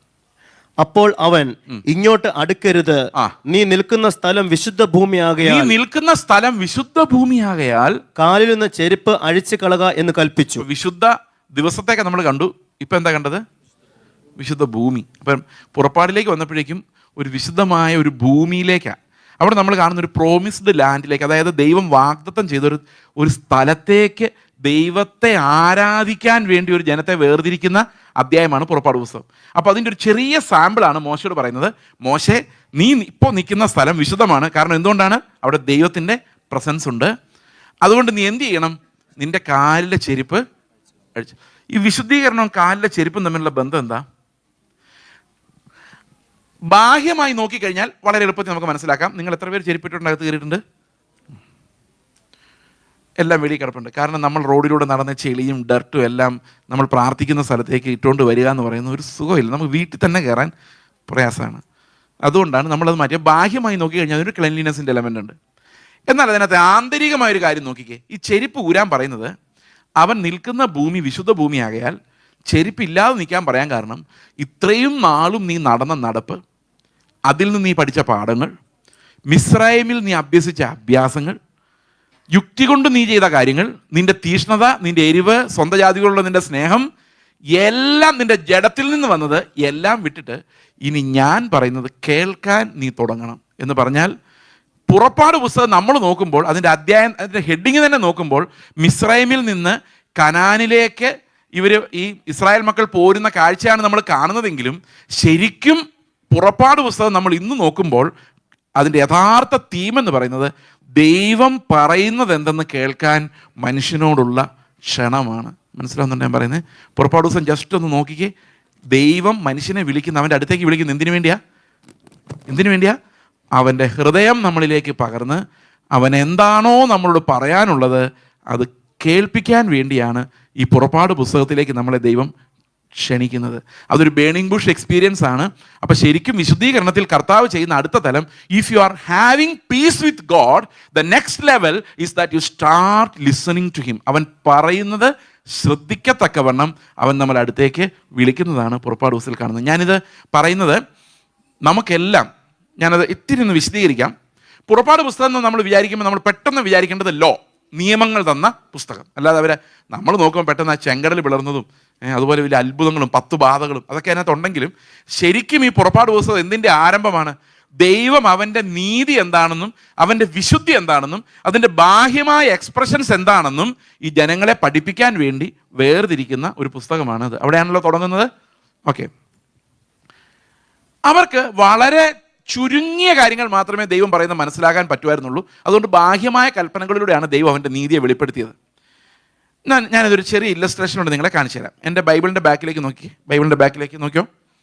ഓക്കെ, ഇവിടുന്ന് ഇതിനെ 3ആയിട്ട് ഞാൻ തിരിക്കാം. ആത്മാവ്, ദേഹി, ദേഹം. എന്താണ് ആത്മാവ്, ദേഹി, ദേഹം? ഞാൻ നിങ്ങൾ കഴിഞ്ഞ പ്രാവശ്യം പറഞ്ഞ പോലെ ഈ മനുഷ്യനെ സൃഷ്ടിച്ചപ്പോൾ, ദൈവം സൃഷ്ടിച്ചപ്പോൾ ഒരു 3 ഭാഗങ്ങളുണ്ടായിരുന്നു. ജസ്റ്റ് ലൈക്ക് എ ടെമ്പിൾ 3 ഭാഗങ്ങളുണ്ടായിരുന്നു. പ്രാകാരം, വിശുദ്ധ സ്ഥലം, അതിവിശുദ്ധ സ്ഥലം. ഇപ്പോൾ പാപത്താൽ വീണുപോയ മനുഷ്യൻ എന്താ സംഭവിച്ചത്? അവൻ്റെ അതിവിശുദ്ധ സ്ഥലത്തിൽ ദൈവത്തിൻ്റെ വെളിപ്പാടുകളില്ല, ദൈവത്തിൽ നിന്നൊന്നും കേൾക്കുന്നില്ല. മനസ്സിലാവുന്നുണ്ടോ? അങ്ങനെയുള്ളൊരു കേൾവിക്കുറവ് ഇന്നത്തെ ജനത്തിനുണ്ട്, നമുക്ക് എല്ലാവർക്കും ഉണ്ട് ഒരു പരിധി വരെ. അതുകൊണ്ട് നമുക്ക് ദൈവത്തിൻ്റെ ശബ്ദം കേൾക്കാൻ നമ്മൾ ആശ്രയിക്കുന്നത് CD, യൂട്യൂബ്, ഇങ്ങനെയുള്ള പ്രസംഗങ്ങളൊക്കെയാണ്. മനസ്സിലായോ? ഇത് ഏറ്റവും ബെസ്റ്റ് മെത്തഡല്ല, ഇപ്പോൾ അവൈലബിൾ ആയിട്ടുള്ളതിൽ ഏറ്റവും ബെസ്റ്റ് മെത്തഡാണെന്നേ ഉള്ളൂ. പക്ഷെ അത് പോരാ. ഇത് നമ്മളെ വളരെ ബാഹ്യമായ ചില സൂചനകൾ മാത്രം നിങ്ങളുടെ ഹൃദയത്തിൽ തരാനേ ഈ ക്ലാസ്സുകൾ കൊണ്ട് ഉപകരിക്കുകയുള്ളൂ. പക്ഷെ നിങ്ങൾക്ക് ശരിക്കും വിശുദ്ധീകരണം ഉണ്ടാകണമെങ്കിൽ നിങ്ങളുടെ ആത്മാവ് ജീവൻ പ്രാപിക്കുകയും അത് നിങ്ങളുടെ പ്രാണനോട് ഇടപെടാൻ തുടങ്ങുകയും വേണം. മനസ്സിലാവുന്നുണ്ടോ ഞാൻ പറയുന്നത്? നിങ്ങളുടെ ഉള്ളിലുള്ള ശബ്ദം നിങ്ങൾ കേൾക്കാൻ, ദൈവത്തിൻ്റെ ആത്മാവ് നിങ്ങളോട് എന്തു പറയുന്നു എന്നുള്ള ശബ്ദം നിങ്ങൾ കേൾക്കാൻ തുടങ്ങിയെങ്കിൽ മാത്രമേ ഇത് ജീവനായി നിങ്ങളിലേക്ക് വരുള്ളൂ. എനിക്ക് നിങ്ങൾക്ക് ജീവിപ്പിക്കാനുള്ള യാതൊരു ശക്തിയും എനിക്കില്ല, പക്ഷെ ആത്മാവിന് മാത്രം അത് കഴിയുള്ളൂ. ആത്മാവ് നിങ്ങളുടെ ഉള്ളിൽ സംസാരിക്കാൻ തുടങ്ങിക്കഴിഞ്ഞാൽ, അങ്ങനെ റെവലേഷൻ നിങ്ങൾക്ക് കർത്താവിൽ നിന്ന് ലഭിക്കാൻ തുടങ്ങിക്കഴിഞ്ഞാൽ, വാക്യത്തിനകത്ത് കർത്താവ് എന്തിനാ ഇത് എഴുതി വെച്ചിരിക്കുന്നതെന്നുള്ള മർമ്മം എനിക്ക് വെളിപ്പെട്ട് തുടങ്ങിക്കഴിഞ്ഞാൽ ഞാൻ വിശുദ്ധീകരണത്തിൻ്റെ അടുത്ത തലത്തിലേക്ക് കടന്നു എന്നാണ് അതിൻ്റെ അർത്ഥം. മനസ്സിലാവുന്നുണ്ടോ ഞാൻ പറയുന്നത്? ഒന്നുകൂടെ വിശദീകരിക്കാം. 1 യോഹന്നാൻ 2-ാം അധ്യായത്തിൻ്റെ 27-ാം വാക്യം. 1 John chapter 2 verse 27. അവനാൽ പ്രാപിച്ച അഭിഷേകം നിങ്ങളിൽ വസിക്കുന്നു. ആരും നിങ്ങളെ ഉപദേശിപ്പാൻ ആവശ്യമില്ല. അവന്റെ അഭിഷേകം തന്നെ നിങ്ങൾക്ക് സകലവും ഉപദേശിച്ചു തരികയാലും അത് ഫോഷ്കല്ല, സത്യം തന്നെ ആയിരിക്കാലും അത് നിങ്ങളെ ഉപദേശിച്ചതുപോലെ നിങ്ങൾ അവനിൽ വസിപ്പിൻ. അപ്പൊ ഉപദേശിക്കണമെങ്കിൽ കേൾക്കാനും കൂടെ പറ്റണമല്ലോ നമുക്ക്, അല്ലെ? അഭിഷേകം നമ്മൾ എന്താ പഠിപ്പിക്കുന്നതെന്ന് കേൾക്കാനും നമുക്ക് പറ്റണം. അപ്പൊ അപ്പോസ്തലന്മാരും പ്രവാചകന്മാരും ഞങ്ങളെപ്പോലുള്ള ടീച്ചേഴ്സും വന്ന് നിങ്ങൾക്ക് അടിസ്ഥാനങ്ങൾ ഇട്ട് തരുന്നതേ ഉള്ളൂ. എന്നാൽ ക്രിസ്തുവിൻ്റെ പരിജ്ഞാനത്തിൽ നിങ്ങൾ ജീവിക്കാൻ തുടങ്ങണമെങ്കിൽ, വിശുദ്ധീകരണത്തിൻ്റെ യാത്ര തുടങ്ങണമെങ്കിൽ അതാത് സമയത്ത് ദൈവം എന്താ പറയുന്നതെന്ന് കേൾക്കാൻ നമുക്ക് പറ്റണം. ആത്മാവ് ഓപ്പൺ ആകാതെ ആ കേൾവിയിലേക്ക് നമുക്ക് പോകാൻ പറ്റില്ല. മനസ്സിലാവുന്നുണ്ടോ ഞാൻ പറയുന്നത്? ഇനി ഇതൊന്ന് നോക്കിക്കോ. ആത്മാവ്, ദേഹി, ദേഹം. അപ്പോൾ ആത്മാവ് ഇല്ലാത്തൊരവസ്ഥയെക്കുറിച്ച് ആലോചിച്ചെങ്കിൽ നമ്മൾ വീണ്ടും ജനിക്കുന്നതിന് മുമ്പ് ആത്മാവുണ്ട്, പക്ഷെ അതിന് ജീവനില്ലാത്ത അവസ്ഥ. അപ്പോൾ എന്തൊക്കെ ഉള്ളൂ? ദേഹിയും ദേഹവും മാത്രമേ ഉള്ളൂ. ഓക്കെ. ഒരു മനുഷ്യൻ നിങ്ങളോട് വളരെ മോശമായിട്ട് പെരുമാറുന്നു, ശക്തനായ മനുഷ്യനെന്ന് വിചാരിച്ചോ. വലിയ ബലമില്ലാത്തവനാണെങ്കിൽ നമുക്ക് 2 പൊട്ടി കൊടുത്തിട്ട് ഓടായിരുന്നു. പക്ഷേ ഇതിൽ ഭയങ്കര ശക്തനായ മനുഷ്യനാണെങ്കിൽ നിങ്ങൾ ഉപദ്രവിക്കാൻ വരുന്നു, അടിക്കാൻ വരുന്നു, നിങ്ങൾ എന്ത് ചെയ്യും? തിരിച്ചടിക്കോ? ശരീരം പറയും തിരിച്ചടിക്കടാ, മനസ്സ് പറയും നോ, അവൻ തിരിച്ച് ഒരടിയും അടിച്ചാൽ പിന്നെ നീ ഉണ്ടാവില്ല, അതുകൊണ്ട് വേണ്ട, വെയിറ്റ്. ബുദ്ധി. അപ്പോൾ ശരീരത്തിൻ്റെ ചില കാമനകളുണ്ട്, ആഗ്രഹങ്ങളുണ്ട്, പക്ഷെ ബുദ്ധിയാണ് അതിനെ നിയന്ത്രിക്കുന്നത്. ഓക്കെ. രാവിലെ വീട്ടിലോട്ട് അമ്മയോട് പറയാം എല്ലാ ദിവസവും ഇതേ ബ്രേക്ക്ഫാസ്റ്റേ ഉള്ളോ? ശരീരം. മനസ്സ് അമ്മയുടെ സ്വഭാവം അറിയാലോ, എന്തെങ്കിലും പറഞ്ഞാൽ ഇന്ന് ബ്രേക്ക്ഫാസ്റ്റ് പോലും കിട്ടില്ല, അതുകൊണ്ട് ഉള്ളത് കഴിച്ചിട്ട് പോക്കോ. മനസ്സ്. പരിചയമുണ്ടോ ഇതിനെ? സ്ഥാനത്തെ പരിചയമുണ്ടോ? ശരീരം പറയാണ് ആ ഡ്രസ്സ് കണ്ടോ, മേടിക്കാം, അത് ഇട്ടാൽ ഞാൻ നല്ല മിടുക്കനായിരിക്കും. അതാണ് ഈ ചോദനകൾ, അതായത് നമ്മുടെ വികാരങ്ങൾ. അപ്പം മനസ്സ് പറയാം അതിന് നല്ല പൈസ വേണം, ഡ്രസ്സ് ഇടാം, പിന്നെ പട്ടിണി കിടക്കേണ്ടി വരും, എന്നാൽ വേണ്ട. അപ്പം ഇങ്ങനെ ശരീരം സ്ട്രോങ് ആയിട്ടുള്ള ആൾക്കാരുണ്ട്, മനസ്സ് സ്ട്രോങ് ആയിട്ടുള്ള ആൾക്കാരുണ്ട്. മനസ്സിലാവുന്നുണ്ടെങ്കിൽ പറയുന്നത്? ശരീരം സ്ട്രോങ് ആയിട്ടുള്ള ആൾക്കാരുടെ പ്രത്യേകത ഞാൻ വേണേൽ പെട്ടെന്ന് വിശദീകരിക്കാം. ഉച്ചയ്ക്ക് വീട്ടിലോട്ട് വരുന്നു ജോലി കഴിഞ്ഞിട്ട്, അപ്പം നല്ല വിശപ്പാണ്, ശരീരം സ്ട്രോങ് ആണ്, ശരീരം പറയാണ് വിശപ്പാണ്, പെട്ടെന്ന് ആഹാരം എന്താ.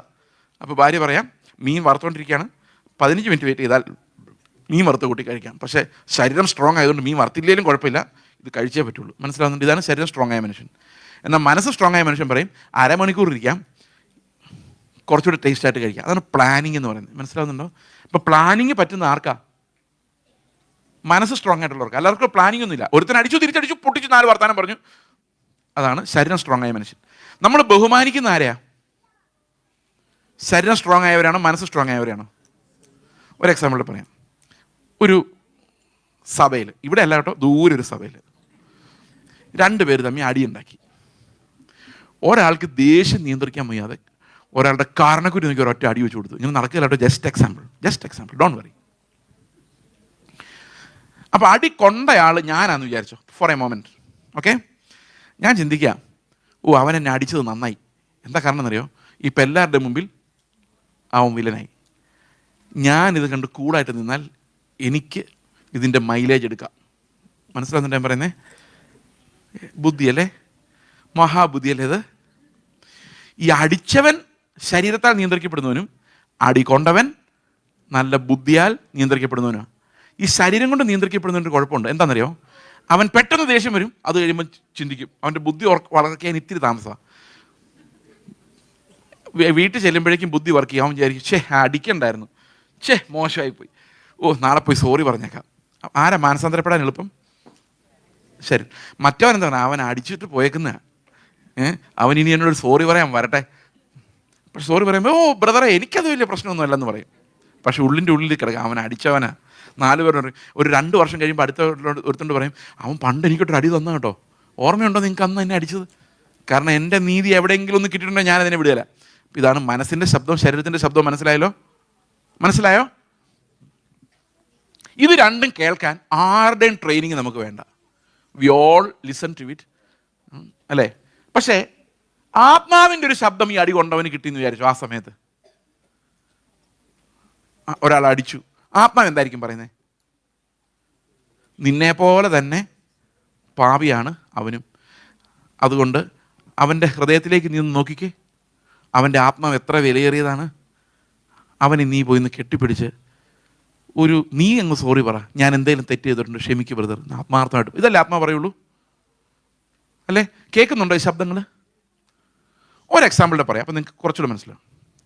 ഒരു ദിവസം ഒരാൾ എന്നെ ഫോൺ ചെയ്തിട്ട് പറഞ്ഞു, പാസ്റ്ററെ സുഖമാണോ? അതെ ഞാനൊരു കാര്യം പറയാൻ വേണ്ടി വിളിച്ചത്. എന്തോ? ഞങ്ങൾ പാസ്റ്റർ വീട്ടിലോട്ട് വരുവാ. ഞാൻ പറഞ്ഞു ഓക്കെ പോരെ. എന്തിനാ പോരുന്നറിയോ? ഇനി ഞങ്ങൾ അവിടെ താമസിക്കുന്നത്. കേട്ടോ? എന്തായിരിക്കും എൻ്റെ ബുദ്ധി പറയുന്നത്? സൂക്ഷിച്ചോ, ഇത് പുലിവാലാവും. മനസ്സിലായോ? ശരീരം പറയുന്നത് എന്താ? ഫോൺ വെക്കേ, അല്ലെങ്കിൽ അവൻ പിന്നെയും വരും. പക്ഷെ ബുദ്ധി പറയും അങ്ങനെ വെച്ചാൽ നീ മോശക്കാരനാവും. ആ 4 പേരുടെ അടുത്ത് പറയും ഈ പ്രസംഗം മാത്രമേ ഉള്ളൂ, ഭയങ്കര ക്രൂശ യേശു എന്നൊക്കെ പറയുന്നല്ലാതെ അവൻ്റെ വീട്ടിലൊരാൾ വന്നാൽ കയറ്റിയല്ല എന്ന് നാട്ടുകാരറിയും, അതുകൊണ്ട് മിണ്ടണ്ട. മനസ്സിലാവുന്നുണ്ടോ? അപ്പോൾ എൻ്റെ ബുദ്ധി പ്രവർത്തിക്കുക കേട്ടോ. ബുദ്ധി ഇത് പഴയ മനുഷ്യനെ കുറിച്ചാണ് പറയുന്നത്, ആധുനിക മനുഷ്യൻ, ദൈവത്തിൻ്റെ ശബ്ദം കേൾക്കാത്തവനെ കുറിച്ചാണ്. Option A. അതുകൊണ്ട് പറയാം, ബ്രദറെ അതെ വരുന്നോണ്ട് കുഴപ്പമില്ല, പക്ഷെ ഞാൻ ഇത്തിരി തിരക്കായിരിക്കും, അതുകൊണ്ട് വന്നാൽ നിങ്ങൾക്കും ബുദ്ധിമുട്ടാവുള്ളൂ. നല്ല ബുദ്ധിയല്ലേ? Option A. ഓപ്ഷൻ ബി, നിങ്ങൾ ആരെങ്കിലും ഇങ്ങനെയൊക്കെ പ്രയോഗിച്ചിട്ടുണ്ടോ ആവോ? ഓപ്ഷൻ ബി, അതെ ബ്രദർ എന്താ പ്രശ്നം, അവിടെ എന്തെങ്കിലും പ്രശ്നമുണ്ടോ, ഞാൻ അങ്ങോട്ട് വരണോ, അപ്പം ഇങ്ങോട്ട് വരുന്ന ഒഴിവാക്കാം മൊത്തത്തോടെ. Option B. സാമ്പത്തിക പ്രശ്നം വല്ലതും ആണ് ബ്രദറെ, അങ്ങനെയാണെങ്കിൽ നമുക്ക് നോക്കാം, എന്തെങ്കിലും സഹായിക്കാൻ, എന്നാലും ആളിങ്ങോട്ട്. ഈ ഓപ്ഷൻസ് എല്ലാം കണ്ടല്ലോ.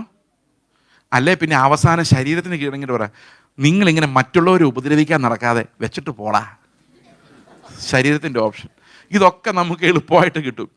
പക്ഷേ ഒരു ഈ ഓപ്ഷൻ ഇ, എ കഴിഞ്ഞു, ബി കഴിഞ്ഞു, സി കഴിഞ്ഞു, ഡി കഴിഞ്ഞ് ഒരു ഈ ഓപ്ഷൻ അവൻ വരട്ടെ. അവൻ അതായിരിക്കും ദൈവത്തിൻ്റെ ഉദ്ദേശം. അവൻ വന്ന് എൻ്റെ കൂടെ താമസിക്കുമ്പം അവൻ നന്നാകാനാണെങ്കിൽ അവൻ നന്നാവും, അല്ലെ ഞാനാ നന്നാകണ്ടെങ്കിൽ ഞാൻ നന്നാവും. ദൈവത്തിന് മഹത്വം. ഇങ്ങനൊരു ഓപ്ഷൻ നമ്മൾ ചിലപ്പോൾ പറയലായിരിക്കും. പക്ഷെ ഹൃദയത്തിൽ ഇത് വരുമോ? ആത്മാവിൻ്റെ ശബ്ദം അവിടെ നമ്മൾ വില കൊടുക്കേണ്ടി വരും. ഈ ലിസണിങ് എന്ന് പറയുന്ന പ്രിയ സഹോദരങ്ങളെ, വചനം നമുക്ക് വെളിപ്പെട്ട് വരണമെങ്കിൽ നമ്മൾ വില കൊടുക്കാൻ തയ്യാറാണ്. ദൈവത്തിൻ്റെ ശബ്ദം, ആത്മാവിൻ്റെ ശബ്ദം നമ്മൾ കേൾക്കണമെങ്കിൽ ശരീരത്തിൻ്റെ ശബ്ദങ്ങളോട് മരിക്ക് എന്ന് പറയാൻ നമുക്ക് അതാ വില. അല്ലാതെ നമ്മൾ വലിയ അഭ്യാസം കാണിക്കുന്നതല്ല. ഓരോ നിമിഷവും യേശുവിനോടൊപ്പം മരിക്കാൻ നമ്മളെ ഏൽപ്പിച്ചു കൊടുത്തെങ്കിൽ മാത്രമേ, എൻ്റെ യുക്തികളോട് ഞാൻ മരിച്ചെങ്കിൽ മാത്രമേ ദൈവത്തിൻ്റെ ആത്മാവിൻ്റെ ശബ്ദം എനിക്ക് കേൾക്കാൻ പറ്റുള്ളൂ. അതൊരു കൃപാവരമാണ്. അത് സകല വിശ്വാസികൾക്കും വേണ്ട ഒരു കൃപാവരമാണ്. അതുപോലൊരു ശ്രേഷ്ഠ വരത്തെക്കുറിച്ച് പറയാമോ? സ്നേഹം. സകല വിശ്വാസികൾക്കും വേണ്ട ഒരു കൃപാവരമാണ് സ്നേഹം. അത് ആത്മാവിൻ്റെ ഫലവുമാണ്. അതേസമയത്ത് ശ്രേഷ്ഠ വരങ്ങളെ വാഞ്ചിപ്പിനെന്ന് പറഞ്ഞ് പൗലോസ് ഈ സ്നേഹത്തെക്കുറിച്ചാണ് പറയുന്നത്. നമുക്ക് എഫേസ്യ ലേഖനം 1:17 വായിക്കാം. എഫേസ്യ ലേഖനം 1:17. നിങ്ങളെ ഓർത്തുകൊണ്ട് നമ്മുടെ കർത്താവായ യേശുക്രിസ്തുവിന്റെ ദൈവവും മഹത്വമുള്ള പിതാവുമായവൻ നിങ്ങൾക്ക് തന്നെക്കുറിച്ചുള്ള പരിജ്ഞാനത്തിൽ, ഈ പരിജ്ഞാനം എന്നുള്ള വാക്ക് ഒരിത്തിരി വിശദീകരിക്കേണ്ടി വരും. അതിനുള്ള സമയം ഇനിയൊന്നും ഉള്ളൂ. ഇതൊരു ചെറിയൊരു ഇല്ലസ്ട്രേഷനാണ്, കഥയിൽ ചോദ്യമില്ല. ഞാനൊരു ദിവസം ഒരു കത്തോലിക്ക പള്ളിയിൽ ഒരു കല്യാണം കൂടാൻ വേണ്ടി പോയി. എനിക്ക് പള്ളിക്കകത്ത് കയറുന്ന അസ്വസ്ഥതയാണ്, ശരിക്കും പറഞ്ഞാൽ വിഗ്രഹങ്ങൾ ഇരിക്കുന്നതുകൊണ്ട് ഭയങ്കര അസ്വസ്ഥത. അപ്പം ഞാൻ വെളിയിൽ നിന്ന് ഇങ്ങനെ നോക്കാം, അപ്പം എൻ്റെ കൂടെ ഒരു ഓർത്തഡോക്സ് കാരനുണ്ട്. അപ്പം ഞാൻ ഈ കർത്താവിൻ്റെ മുഖത്തേക്ക് നോക്കിയപ്പം കരഞ്ഞുകൊണ്ട് കർത്താവ് ക്രൂശി കിടക്കും. നിങ്ങൾ കത്തോലിക്ക പള്ളിയിലെ കർത്താവിനെ കണ്ടിട്ടുണ്ടോ? അപ്പം എൻ്റെ കൂടെ ഓർത്തഡോക്സുകാരൻ പറഞ്ഞു, ഈ കത്തോലിക്കരുടെ കർത്താവ് ഇതുവരെ ഉയർത്തെഴുന്നേറ്റ് പോയില്ലേ, കാരണം ഇവരുടെ ക്രൂശിൽ നിന്ന് എഴുന്നേറ്റ് പോയി കർത്താവ്. അതുകൊണ്ട് ഈ യാക്കോബക്കാരുടെ ക്രൂശി ഇങ്ങനെ കതിര് പോലെ വരച്ച് വയ്ക്കുന്നത്, സ്ലീബ. കാരണം യേശു അതിൽ നിന്ന് പോയി എന്നാണ് അത് സൂചിപ്പിക്കുന്നത്, പുനരുത്ഥാനം. അപ്പം ഞാൻ ഈ ക്രൂശിലേക്ക് നോക്കി യേശുവായിട്ട് കിടക്കുന്ന ആ മോഡലിനെ നോക്കിയപ്പം പണ്ട് കാലത്ത് ഫുട്ബോൾ കളിച്ചുകൊണ്ടിരുന്ന ഒരു ഫുട്ബോൾ കളിക്കാരൻ എനിക്ക് ഓർമ്മ വന്നു. ഞാൻ വിചാരിച്ചു, ഈ മനുഷ്യൻ്റെ ഫേസ് കട്ടാണല്ലോ ഇത്. ഇറ്റാലിയൻ ഫുട്ബോൾ കളിക്കാരനാണ്. അപ്പം ഞാനിത് ശ്രദ്ധിക്കാൻ തുടങ്ങി. കത്തോലിക്കരുടെ യേശുക്രിസ്തുവിനെ എവിടെ കണ്ടാലും അവർക്കെല്ലാം ഒരു ഇറ്റാലിയൻ ഫേസ് കട്ടാണ്. നീണ്ട താടി, ബ്ലൂ ഐസ്, ഹൈറ്റ്, കണ്ടിട്ട് നല്ല വെളുത്ത സായിപ്പ അല്ലേ? എന്നാൽ ഓർത്തഡോക്സുകാരുടെ യേശു എന്ന് പറഞ്ഞാൽ ഒസാമ ബിൻ ലാദൻ ടൈപ്പാണ്, ഒരു സിറിയൻ ലുക്ക്. അങ്ങനെ ഓരോ മതത്തിനും സഭയ്ക്ക് അതാത് ഷേപ്പിലുള്ള യേശു ഉണ്ട്. നിങ്ങൾക്ക് ചിന്തിച്ചിട്ടുണ്ടോ അത്? ഈ ആഫ്രിക്കൻസിൻ്റെ അടുത്തെല്ലാം ചെന്നാൽ അവർക്ക് യേശുക്രിസ്തു ചുരുണ്ട മുടിയുള്ള ഒരു ഇത്തിരി ഇരുണ്ട നിറമുള്ള യേശു ഞാൻ കണ്ടിട്ടുണ്ട് അവരുടെ പല പിക്ചേഴ്സിൽ. അപ്പം ഞാൻ ഒരു ദിവസം ഇങ്ങനെ ആലോചിച്ചു, എൻ്റെ കർത്താവേ, നീ യഥാർത്ഥത്തിൽ എന്ത് ഷേപ്പിലായിരിക്കും വന്നത്? ഇത്രയും കോടിക്കണക്കിന് ജനങ്ങളെ രക്ഷിക്കാൻ വന്നുകൊണ്ട് എല്ലാവരുടെയും ഷേപ്പിൽ വരാൻ പറ്റില്ല. അപ്പോൾ എല്ലാത്തിൻ്റെ അംശമുള്ള ഒരാളായിട്ടായിരിക്കും വന്നത് ഒരു പക്ഷേ കഥയെ ചോദ്യമില്ലെന്ന് ഞാൻ പറഞ്ഞു, ഒരു കഥ പോലെ ചിന്തിക്കാം. പിന്നെ ഞാൻ ആലോചിച്ചു, ഈ ലോകത്ത് ചേസ് ജോസഫ് എന്ന് പറയുന്ന ഒരൊറ്റ പാവി ഉണ്ടായിരുന്നുള്ളൂ എന്ന് വിചാരിച്ചു. അങ്ങനെ നിങ്ങൾ കുറേ നേരത്തേക്ക് ചിന്തിക്കാവുള്ളൂ. പരിജ്ഞാനം എന്താണെന്ന് മനസ്സിലാക്കാൻ വേണ്ടിയാണ്. ഒറ്റ പാവി ഉള്ളത് ആരാ? ഇപ്പം നിങ്ങൾ പറയും ചേസ്. അങ്ങനല്ല, ഞാൻ ചേസ് എന്ന് പറയുമ്പം നിങ്ങൾ നിങ്ങളുടെ പേര് പറയണം. ഓക്കെ, അതാണ്. ഒറ്റ പാവിയുള്ളൂ. ഈ പാവിക്ക് പകരം മരിക്കാനും ഈ പാവിക്ക് പകരം ജീവിക്കാനോ യേശു വന്നതെങ്കിൽ ആരുടെ ഷേപ്പിൽ വരുമായിരുന്നു? ആരുടെ ഷേപ്പിൽ വരുമായിരുന്നു? എൻ്റെ അതേ ഷേപ്പിൽ വരുമായിരുന്നു. എങ്ങനത്തെ വീട്ടിൽ താമസിച്ചേനെ? ഞാൻ ജനിച്ച അതേപോലുള്ളൊരു വീട്ടിൽ താമസിച്ചേനെ, അല്ലേ? എങ്ങനത്തെ പേരൻസ് ആയിരുന്നേനെ? എൻ്റെ പേരൻസിൻ്റെ അതേ സ്വഭാവമുള്ള പേരൻസ് ആയിരുന്നേനെ. എൻ്റെ സഹോദരങ്ങളെ പോലെയുള്ള സഹോദരങ്ങളും എൻ്റേതുപോലുള്ള തല്ലിപ്പൊളികളായ അയൽവക്കക്കാരും എല്ലാം ഉണ്ടായിരുന്നേനെ. എനിക്ക് തലവേദന ഉണ്ടായിരുന്നേ, അതേപോലെ വേദന സഹിച്ചേനെ. എൻ്റെ അതേ സാഹചര്യത്തിൽ ജീവിച്ചേനെ. നിങ്ങൾക്ക് ഓർമ്മയുണ്ടോ മഹാപുരോഹിതൻ്റെ കാര്യം ഞാൻ പറഞ്ഞത്? പക്ഷെ ഒരു വ്യത്യാസം ഉണ്ടായിരുന്നേനെ. അവൻ ഒരിടത്തും അവനിൽ പാപം ഉണ്ടാകുമായിരുന്നില്ല. എന്നാൽ ഞാൻ എവിടെ നിന്നാലും പാപമാണ്. പരിജ്ഞാനം എന്ന് പറയുന്നത് എന്നെ കർത്താവ് കാണിച്ചു തരുക. നീ അനുഭവിച്ച എല്ലാം അനുഭവിച്ചിട്ടുണ്ട് പാപമില്ലാതെ. നിൻ്റെ എല്ലാ പരീക്ഷകളിലൂടെ ഞാൻ പാപമില്ലാതെ കടന്നു പോയിട്ടുണ്ട്. അപ്പം ഞാൻ കർത്താവിനോട് ചോദിക്കും, കർത്താവ് എങ്ങനെയാണ് നീ പാപമില്ലാതെ ഇങ്ങനെ ഫേസ് ചെയ്ത് എൻ്റെ അതേ സാഹചര്യത്തിൽ ജീവിച്ചത്? അപ്പോൾ ആത്മാവ് അത് കാണിച്ചു തരുന്നതിനെയാണ് പരിജ്ഞാനം എന്ന് പറയുന്നത്. മനസ്സിലാവുന്നുണ്ടോ? എൻ്റെ അതേ സാഹചര്യത്തിൽ ഞാൻ പ്രസംഗിക്കാൻ നിൽക്കുന്ന പോലെ കർത്താവ് 5000-ഓടും 15000-ഓടും പ്രസംഗിച്ചിട്ടുണ്ട്. പക്ഷെ ഞാൻ പ്രസംഗിക്കുന്ന പോലെ അല്ലായിരുന്നു. ഇപ്പം ഞാൻ കർത്താവ് ഇത്രയും പേരെ നീ എങ്ങനെ സ്നേഹിച്ചത്? നീ മടുക്കാതെ മൈക്ക് പോലും ഇല്ലാതെ 15000 പേരുടെ മലയുടെ മുകളിൽ നിന്ന് അലറി വിളിച്ചിട്ട് നിനക്ക് എങ്ങനെ കഴിഞ്ഞു? അത് ഇത്രയും പേർക്ക് വേണ്ടി മരിക്കാൻ ആ സ്നേഹം നിനക്ക് എങ്ങനെ ഉണ്ടായി? അത് ഞാൻ അന്വേഷിച്ചുകൊണ്ടിരിക്കും. ആത്മാവ് അതാ തിരക്കുന്നത്. ഇതാണ് ക്രിസ്തുവിനെ കുറിച്ചുള്ള പരിജ്ഞാനം. എൻ്റെ വീട്ടിൽ ചെല്ലുമ്പം എൻ്റെ മക്കള്, ഭാര്യ, അപ്പൻ, അമ്മ, സഹോദരങ്ങൾ, എൻ്റെ സാഹചര്യങ്ങൾ, എൻ്റെ ജോലി സ്ഥലം, അവിടെ എല്ലാം യേശു ജോലി എടുത്തല്ലേ ഒരു തച്ചനായിട്ട് അധ്വാനിച്ചു.